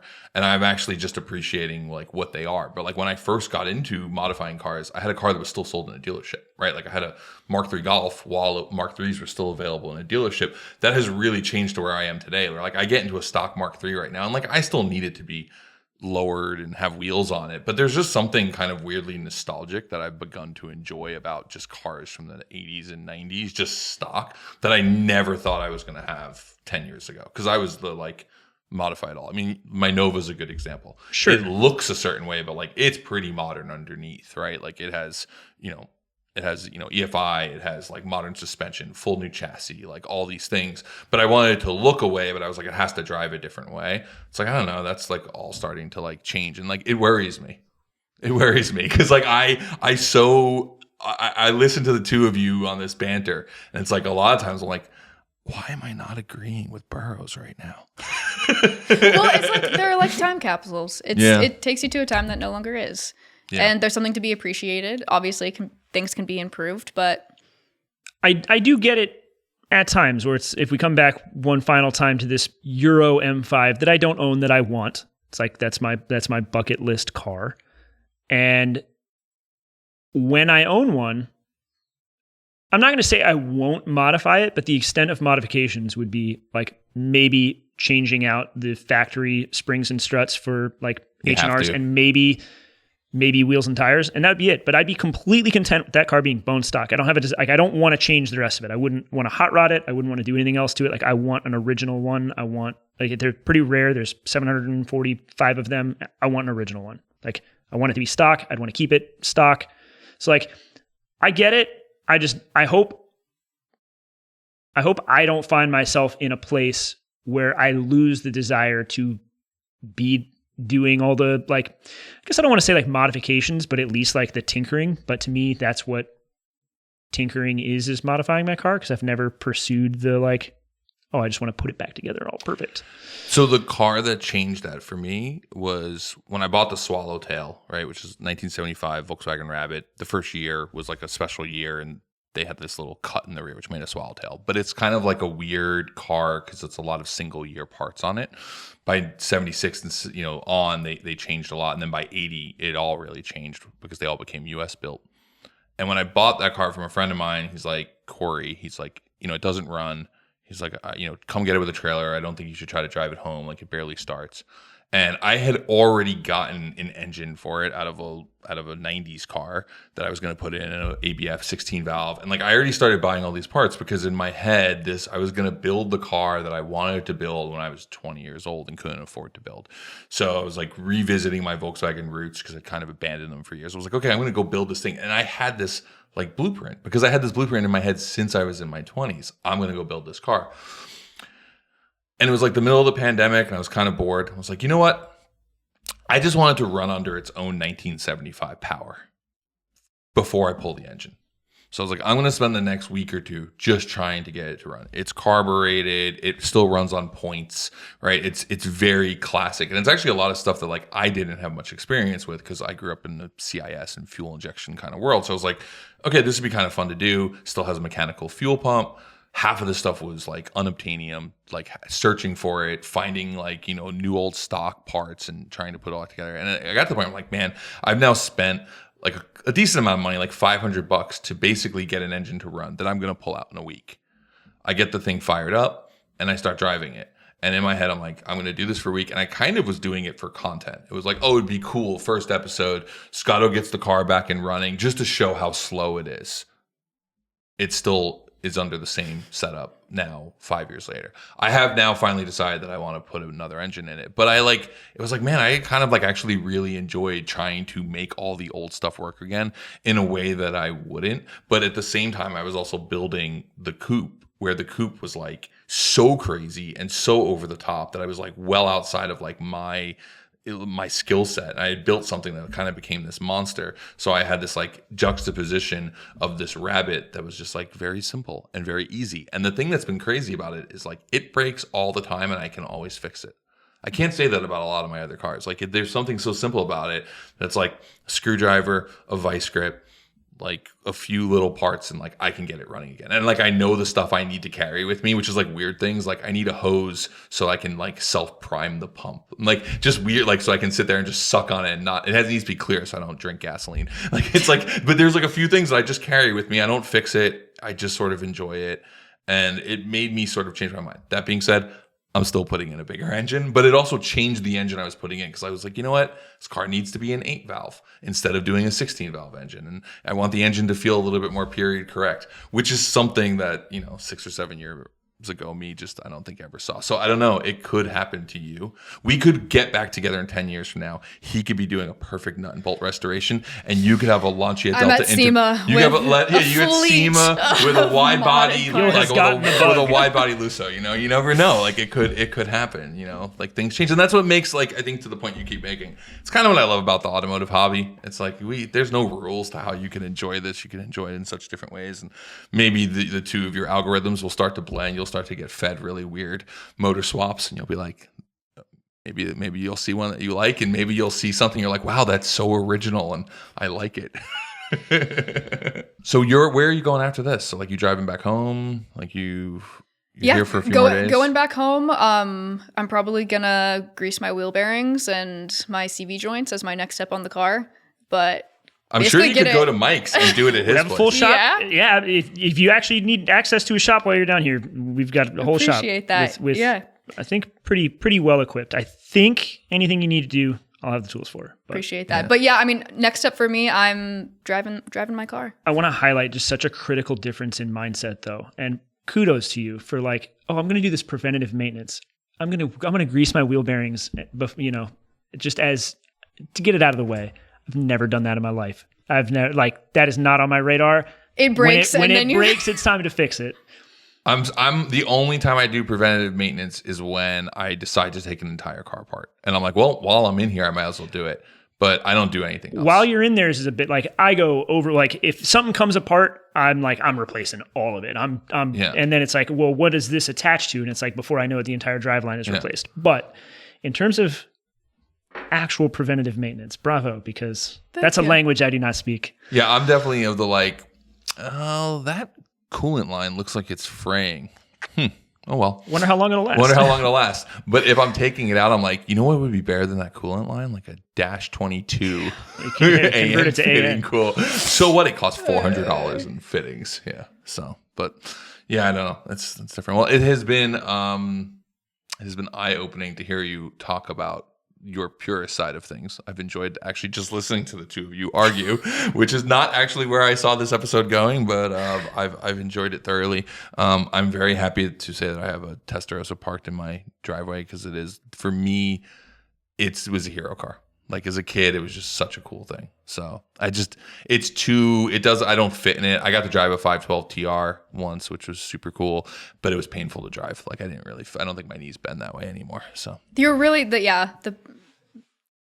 I fit in the 360, but it's tough. Like it's like it's bigger inside than a 911, but the 911, because it's a 2+2 style, I can actually move the seat back. Like with the 360, I've got the seat kind of gangster leaned just so I can like fit, but it's fine. You make these. You got to make do. You got to make these sacrifices, to do that. So anyway, guys, we are approaching the 3-hour mark, which puts us at the longest pod I think we've done so far. So 2 people who had a lot to say. And thank you both for coming out. Do you guys have any closing remarks? See you next time. Are you going to come back? Oh, yeah. Hell yeah. I know you'll come back. Thank you. Yeah, I'll be back anytime. Yeah, anyone you can argue with, he'll show up. Have me back for this whatever your argument show was. The actual argument show? You mean unlike the banter show that you turned into an argument show? I did do that. No, it's good. This was a blast. Thank you for having both of us on. This was a treat. I had fun. I hope I didn't come down too hard on you, but this was great. No, I mean, I think that you guys, you're from 2 different perspectives. I think both of you look at each other like that you don't understand each other, which is great. Do you understand him a little bit more? Yeah, and I think he understands me a little bit. I think we both do. Absolutely. The minute that you tied the history to why this stuff is so important, it painted the picture for me that I attached on my wife's love for making things period correct. And I'm like, I get it. Like light bulb. Okay, cool. Like that's where it all that part makes sense to me. So good stuff. Well, thank you again for having us. Well, thank you guys. I hope you've enjoyed this pod, and we should do more of these. I like just this is like a weird dinner party where you invite people who don't know each other, and then you get into nice tense conversations over what you built your entire identity and career on. So anyway, I look forward to more of these, and yeah.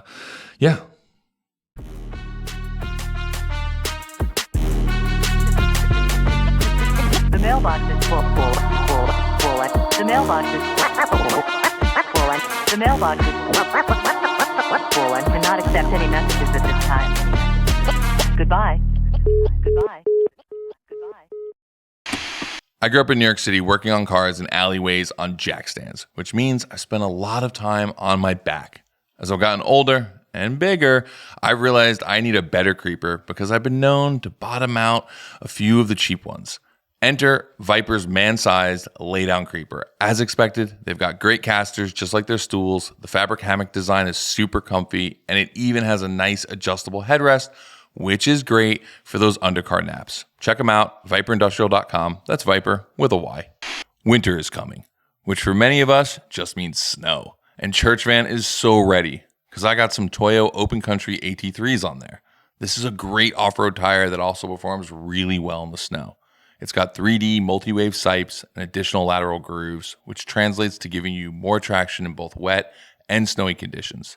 Plus, it comes with a triple peak mountain snowflake stamp, allowing you to access most chain-only roads during storms. Also, it's available in E-Load ratings for massive beasts like my van. As you can see, Toyo has me covered from my off-road rigs all the way to my soon-to-be-ready track-ready Audi. I absolutely love seeing 2 rad companies team up to make something cool, especially when I know the founders of both brands. Heatwave has partnered with Nixon to create the Time Teller. That's right, sunglasses and watches coming together. At 40 millimeters, it wears well on the wrist, and the rubber strap is super comfortable. But for me, the dial is what makes it. It's inspired by those iconic 80s and 90s tachometers. You know the ones with that classic orange glow. That said, they only made a limited number of them. So run, don't walk to heatwavevisual.com before time runs out.